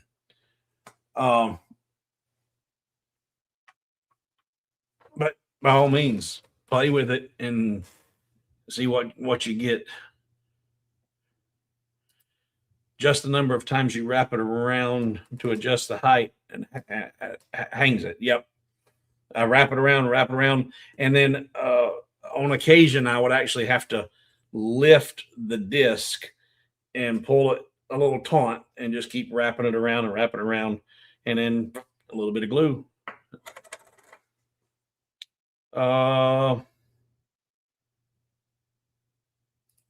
You can see the thread shadow where it wraps around the wood. That, and also the carbon from the cut, but there is a lot of loops. That's not all carbon. In fact, there you can see the carbon. You really see it there,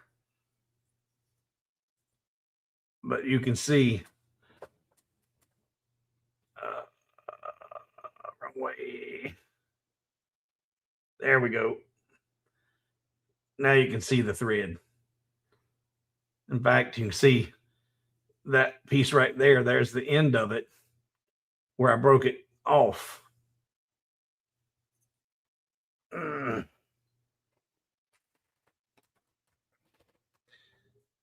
But keep this serviceable because it will break. I don't know when. I guess it depends on how many rugrats you got coming over and how often. Well, excellent. I'm glad you did. That's why we're here. All right, now we are beyond an hour and 90. We're beyond 90 minutes. So let's talk about what long hair brought up. And before we do, Chris, are you back from your smoke break, Chris? He was just commenting there. I'm guessing he's still here. Chris, do you see a price for the book on the website? I know you said that you weren't seeing a price. Do you see a price? Say yes, you're back, or yes, you see a price. Put in there, yes, you see a price for the book, if you see a price for the book. Because Terry was not seeing a price for the book, and I can't figure out why. I think I might have figured it out, but if you're still not seeing a price for it, Terry or Chris, then there's some other issues going on that I can't. Yes, price, but does not ship to overseas. All right. I do have international shipping turned on, so I don't know why you're not seeing the international pricing. I'll need to go and fix that. So there's another thing. All right, Terry, Chris is seeing a price. He wasn't seeing a price. Terry, are you seeing a price now? Price for book, but zero in cart. Price for book, but zero in cart. I don't follow you there. Are you earlier? You weren't seeing prices at all. So now that last fix I made did start showing you a price, Terry, for the book. Chris says, always seen a price. I haven't checked today. Hang on. Okay. All right, good. Look and see if you see the shipping is ridiculous. That's why I was like, the ebook is a way to go because you don't have to ship anything. But you said you like to have actual books. You should be able to see shipping now. So long hair. After in cart, then in price is zero. Don't make no sense, Terry.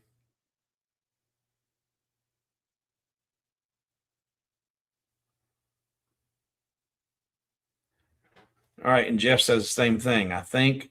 But Jeff, you just got one. And you paid for it.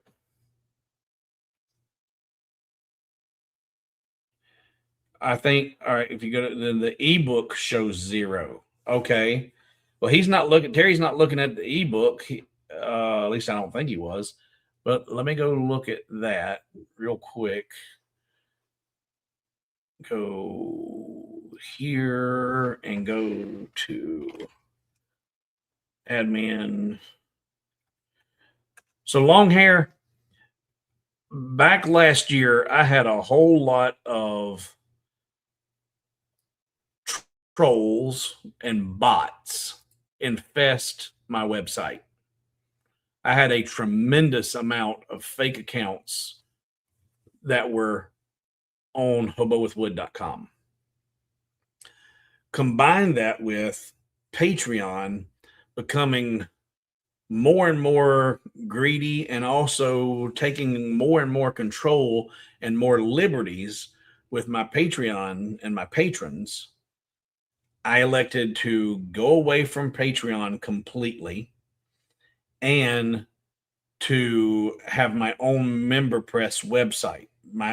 So everything I was doing through Patreon, I am now doing on hobowithwood.com. And no one is sending out unsolicited emails on my behalf trying to solicit you to do more and more things and spend more and more money on Patreon, because that's what they were doing. And I didn't appreciate that. So I got away from Patreon, started my own, and also to get rid of all the bots, to get rid of all the trolls on my website. I started from scratch. So if you have not signed up as a member on hobowithwood.com, your old stuff, anything prior to December is not going to work anymore. There are no more coupon codes for the website. If you sign up as a paying member on the website, the discounts are automatic. And that's where I'm wanting to look at right now on the ebook. The ebook should not have any discounts on it, but Jeff is telling me that when you go to ebook and add it to the cart and look, it shows 0, and it should not. So I'm going to go to all products. I'm going to go to the ebook, edit, and then I look at the discount.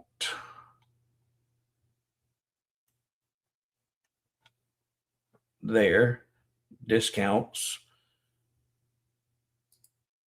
Yes, please exclude this product from all global discount settings. And do I need to do anything down here? No. All right, so now update. Update.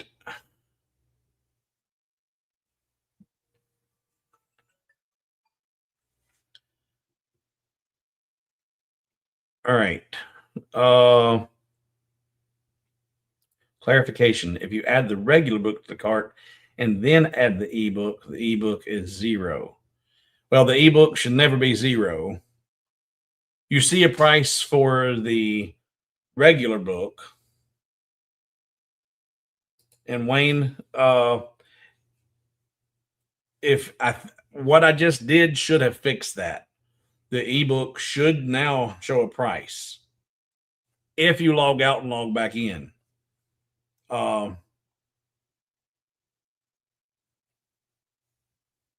And it's funny, I've sold quite a few of the ebooks. Those that have purchased it have not been members. And since they're not members, they just see a regular price. There's another step that I have to do to tell it not to give the discounts. And I did that, and I've done it. All right, 0 price, 94 in stock. Looks like gold discount is being applied to the book. Yeah, see, it shouldn't be. I've already done this a dozen times. All right, so I've got to go. That's what I've got to figure out. I'll go in this week and figure that out, or maybe tomorrow. Why is it not? I just now told it to not allow discounts, and it's still doing it.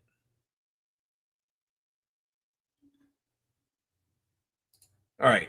If you were, well, see, on the old website, there weren't any memberships. Now you will want to, even if you're not doing paid, you want to do a free membership. Go back over here. And here's why. Let me get this pulled up here and go back to home. And let's log out. Actually, go right here and membership options.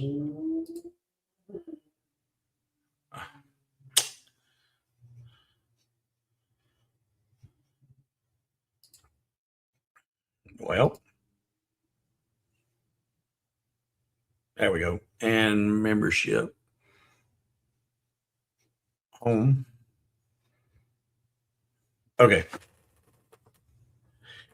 Even if you're not a gold, silver, or bronze member, if you want to be able to download files, like I'll upload this file as a free download as soon as we get offline. I'm not going to do it here in the stream, but it'll take me a few minutes once we end the stream for me to make that available online.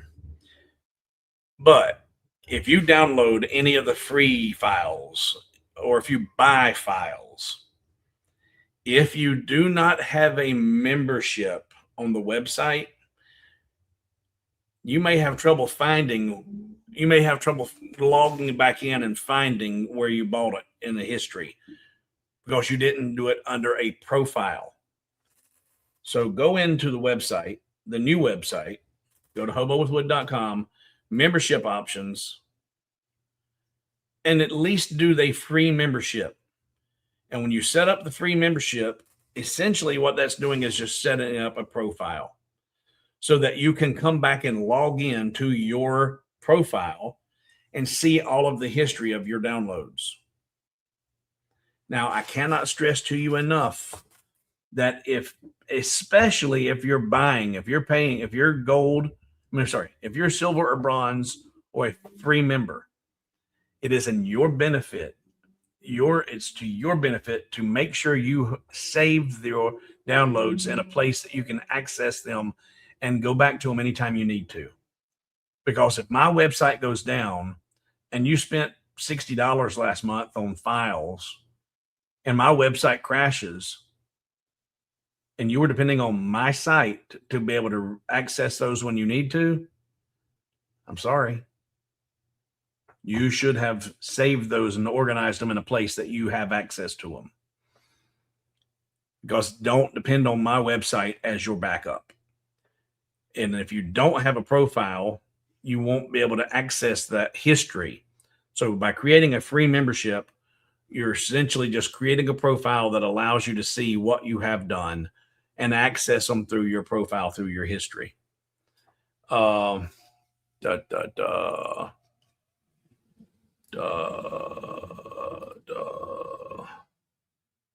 Checking.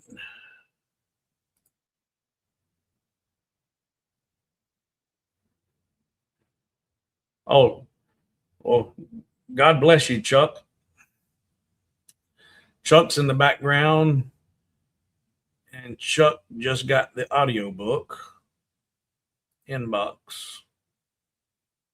Hmm.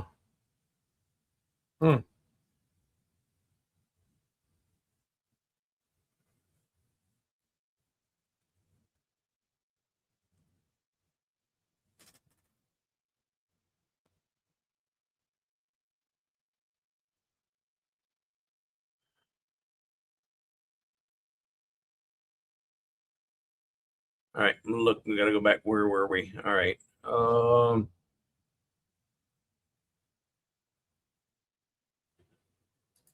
How are you securing them on each end? Are you talking about the strings? Just super glue, if that's what you're referring to.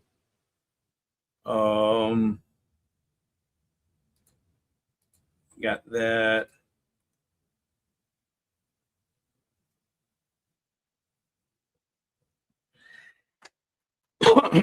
And Andy, are you gold? Because I can't understand why some people are seeing the discounts and some people are not seeing discounts.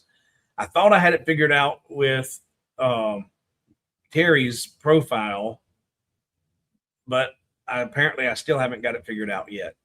Some people do see it and some people don't see it. Jonathan says I did it and I had the full price for ebook.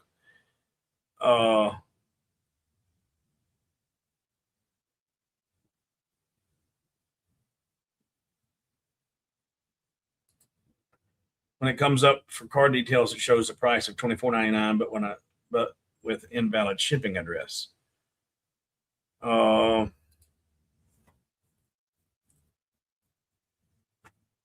three in my cart and paperback is priced at $0, but the ebook and audiobook are priced correctly.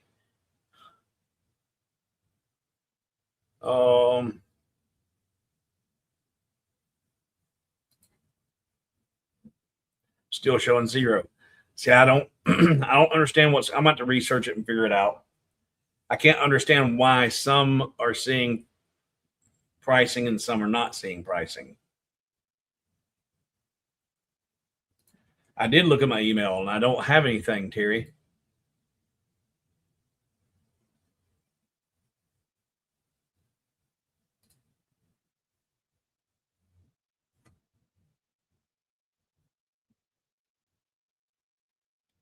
And I see Jeff shared it with me. He sent me an email. Pricing is showing, but then when it goes to the cart, it goes to $0.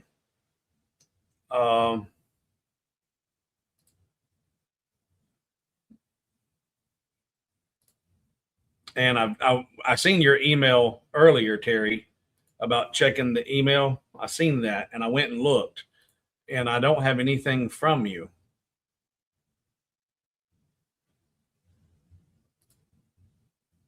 Still don't.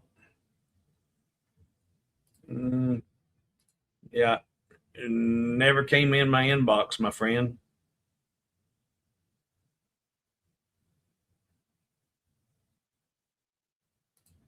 I've got email for the order for the audiobook from Chuck. And again, thank you, Chuck. That audiobook I'm really proud of. And that audiobook was the most expensive aspect of this entire process. Because I did it so quickly and so rapidly. Now I got it, Terry. Yeah, and that's what Chuck's, or not Chuck, that's what Jeff sent me. It's showing the pricing until you go into the cart. I don't understand it.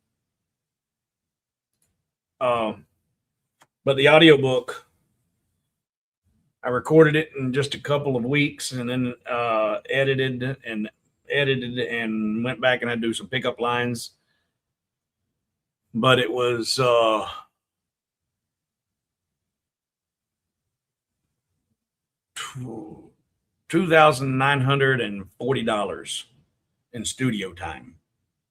It was $3,000 in studio time to record the book.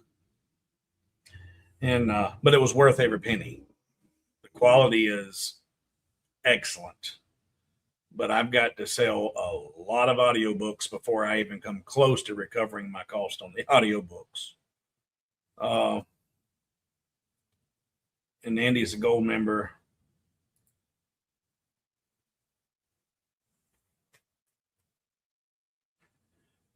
It looks like it's displaying the discount but charging price to the card. It's weird. I don't know.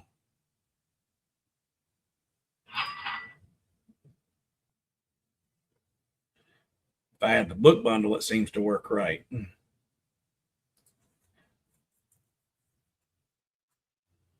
Yeah. I'm curious. All right. This is an experiment. This is an experiment. Terry has been trying to order a book for the last week and it's been giving us trouble. And Terry is still showing $0 in the cart. Terry, and Terry only. Just in case this don't work, I don't want to have to start undoing a whole bunch of stuff. Terry, place in the cart what you want. If it still says 0, go to checkout. And when you go to checkout, because what Chris was indicating is that when you go to checkout, it seems to show the value. But for some odd reason, it still wasn't letting him do something. So, Terry, Rieger, place what you want into a cart, then go to checkout and see if you can check out and it give you what you want at the right price. Or is it still giving the wrong price or a 0? Da, da, da, da, da, da, da. Go away. Go to inbox. Got that. Got that. Got that. Yep, got that. All right. Yeah, for whatever reason, Terry, yours was hung up. Now I got it 3 times. But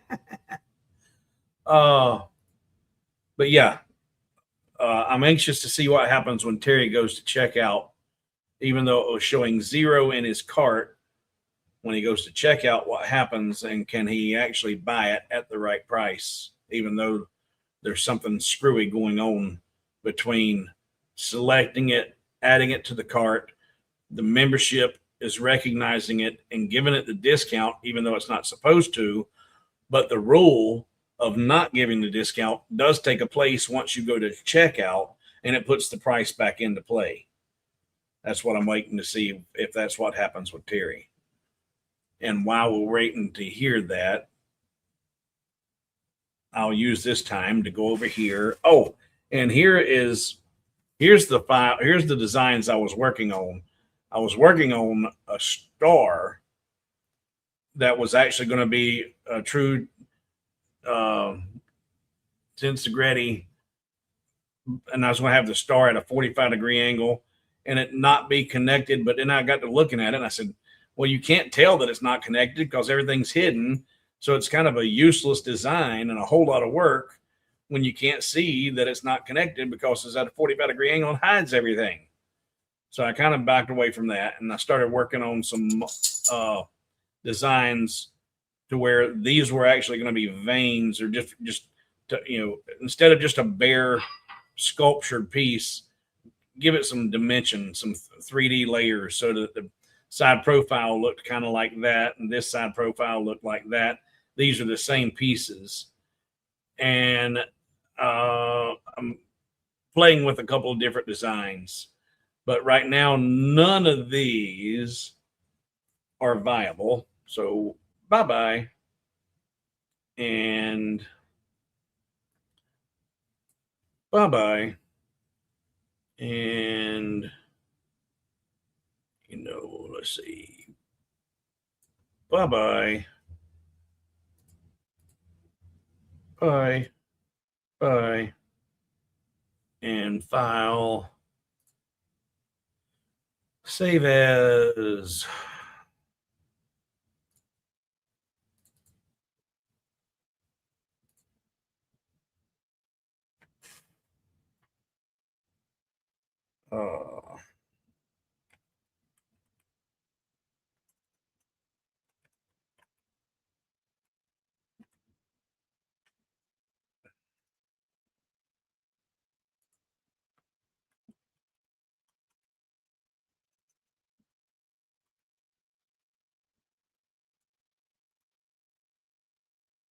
Copy and save. All right, that's save.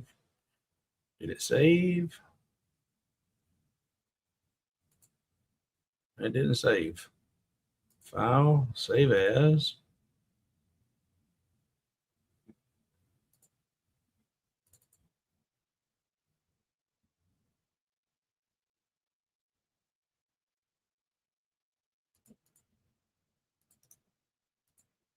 Save. All right, there.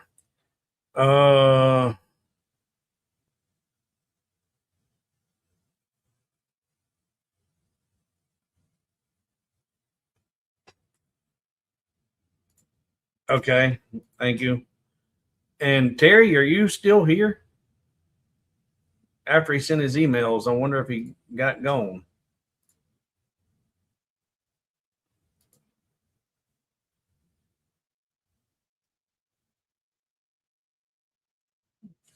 He might be going through the process of trying to order.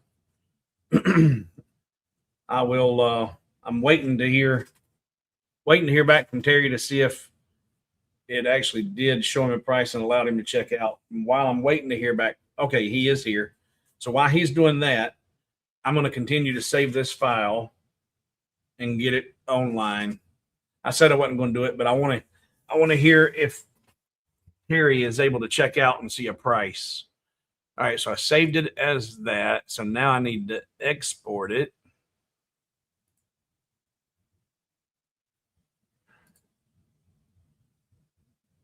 And we're going to go to desktop and e-commerce.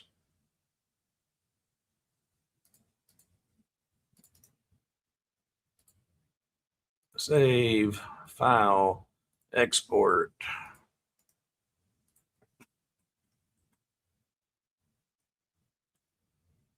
Save, file, export.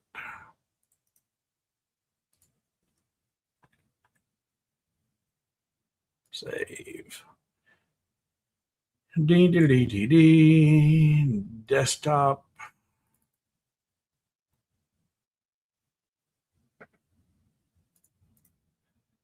Zip.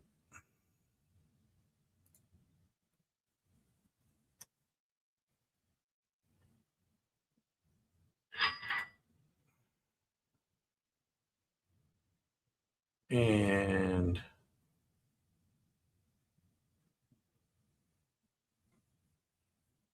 nope, not yet. All right, so go back to there and go back to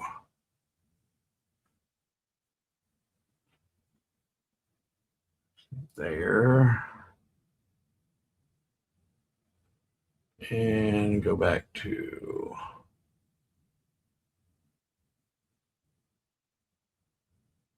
products.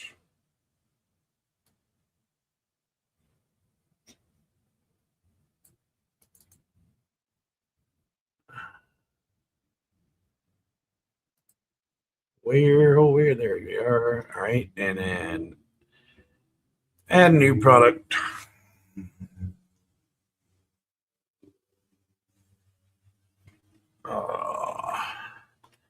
I have no idea what to call this. I'm just calling it. Oh, what the world? What happened? I have no idea what happened. Arch disk, which makes no sense whatsoever till you see it. Add media. Upload files.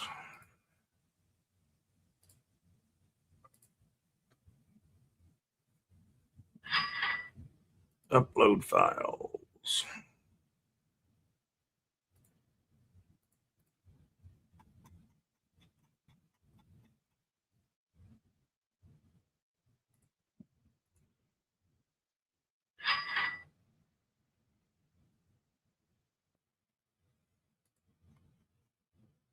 And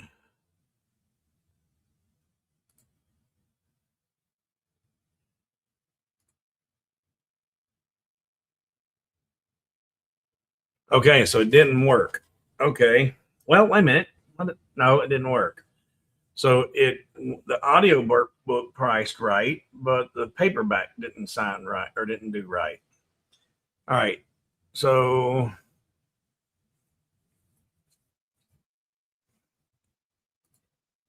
do. All right. So Terry placed his order and it did not update the checkout. It's still not doing the pricing right. Kevin says paperback is the only one that shows zero at checkout. All the other book options show, all right, paperback.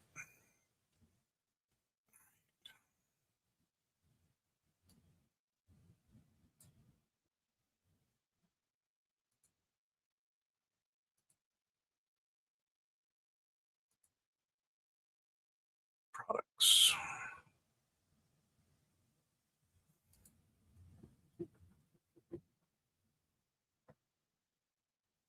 Wonder.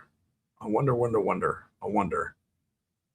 Oh, can't be that. Can it? Paperback. Edit.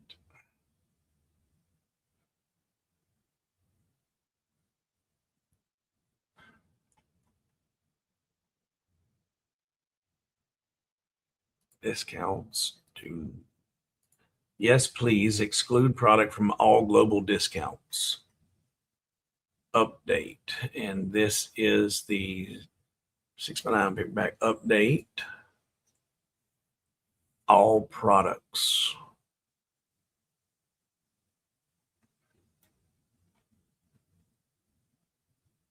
Paperback. Edit.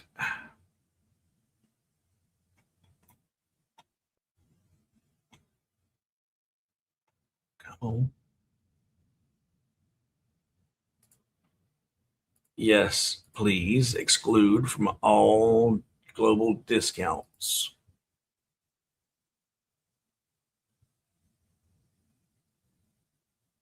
All products.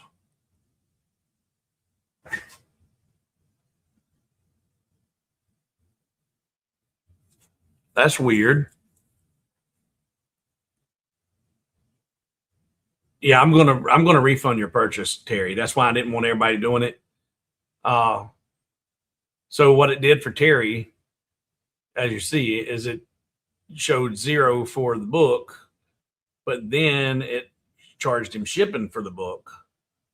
So you're not paying shipping for the audiobook because you have ordered a book that is set to be shipped out to you, and you paid for the shipping for that book. So yeah, don't worry about it. I'm gonna get it all straightened out.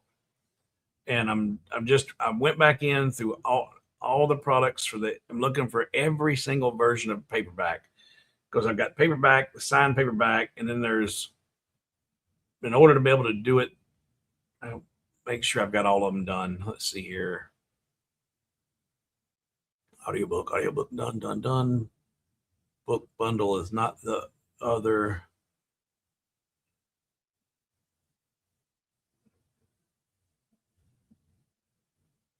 All right.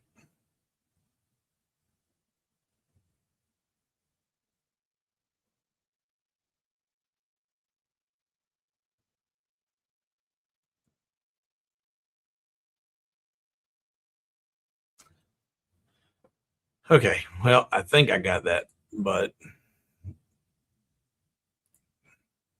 in fact, Terry, go log out and log back on and see if now it's showing you a price on the book.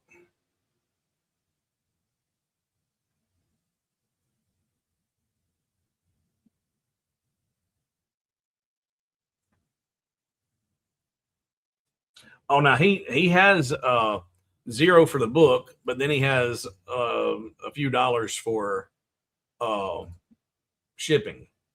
Uh,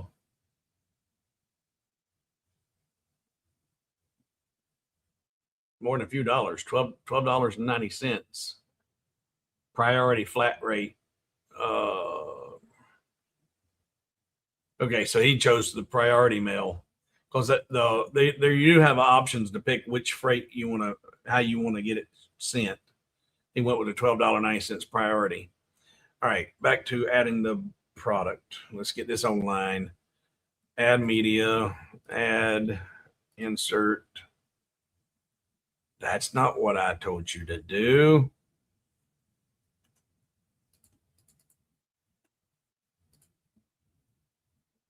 No.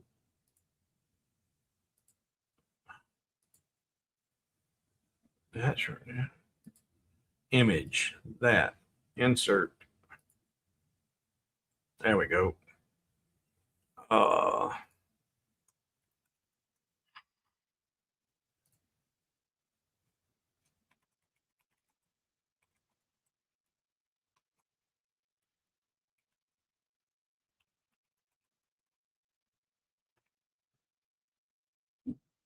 digital, virtual, downloadable, price 0, add file, click here to download, choose file. There it is, insert.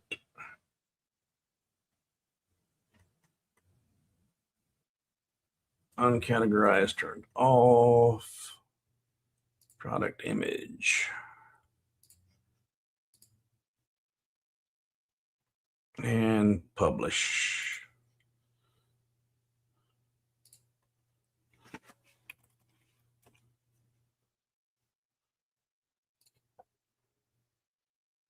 And there it is. All right.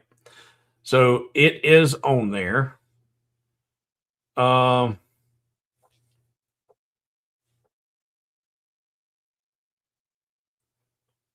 right. Now swap.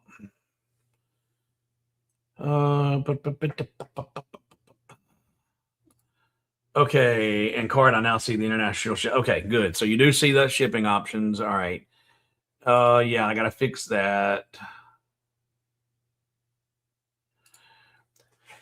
No, it like I said, you've ordered a book that needs to be shipped, and so the $12.90 that you selected was to ship that book, the physical book that you didn't get charged for. So no, you weren't paying for the shipping on the audiobook. Yeah, we got that. Okay.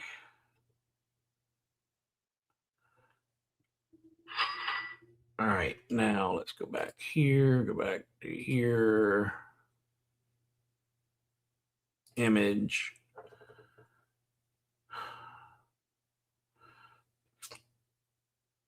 I'll guarantee you that it has something to do with this right here. If I go back here and show you in my products, the paperback, when I edit,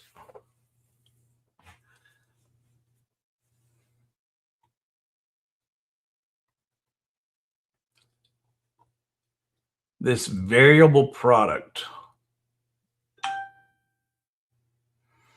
because what I did when I did what I did, I thought it was going to make things simpler. Here you've got the book and you've got the variable 24 or 29, and you select the options. This one is the only one that's a variable. The ebook, which is, oh, now why is that even showing up? That shouldn't be showing up at all right now. Ooh, ooh, ooh, ooh. Oh, Now that I see that, Terry, go go over to the book page, and do you see this right here? Do you see the same thing that I see? This is It'll Be Better Tomorrow 6x9 paperback signed. Instead of doing this option here, whereas you go in and select the options, and then you want to do the signed, and you add it to it. See, I'm showing it. See, that's what's crazy is I'm showing a price, and I add the cart. What happens when I add the cart? Does it go to 0? No. See, I'm still showing the price. See, I don't. That's what I don't understand. I test this stuff, and I've got my own gold account set up, and I'm showing I've got it in stock, and I show the price. I don't understand why it's not doing that for everybody. But what I'm curious about, Terry, is go to the book page and click on this one. If you see this, click on this one and select options. There shouldn't be an option. That's weird. Add to cart. And see if that shows up with a price.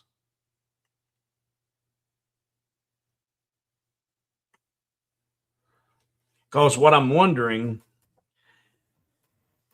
where I tried to do that variable product, is there something about a variable product that's screwing up and it's showing? And this is already in cart and looks okay now. So the one that looks okay, I'm wondering if that's the.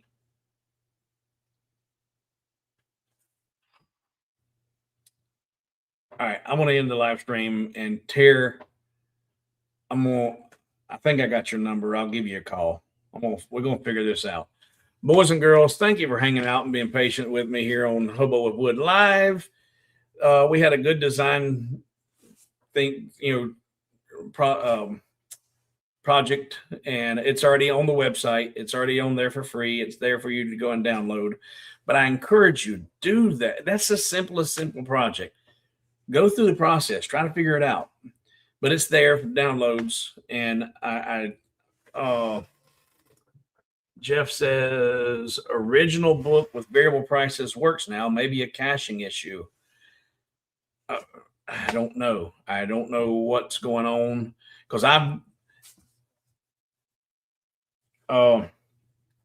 updated this thing. Terry's been trying to do this for a week, and I've tried and tried and tried to get this thing to work, and we couldn't get it to work. But it looks like it's working right now. But hey, just give it a minute. It'll screw up again. But anyway, I appreciate y'all hanging out with me tonight. And Terry, I'm going to try and give you a call here in just a minute, even though it is late and it's time for us to go to bed. Good night, everybody, and we'll see you in the next one.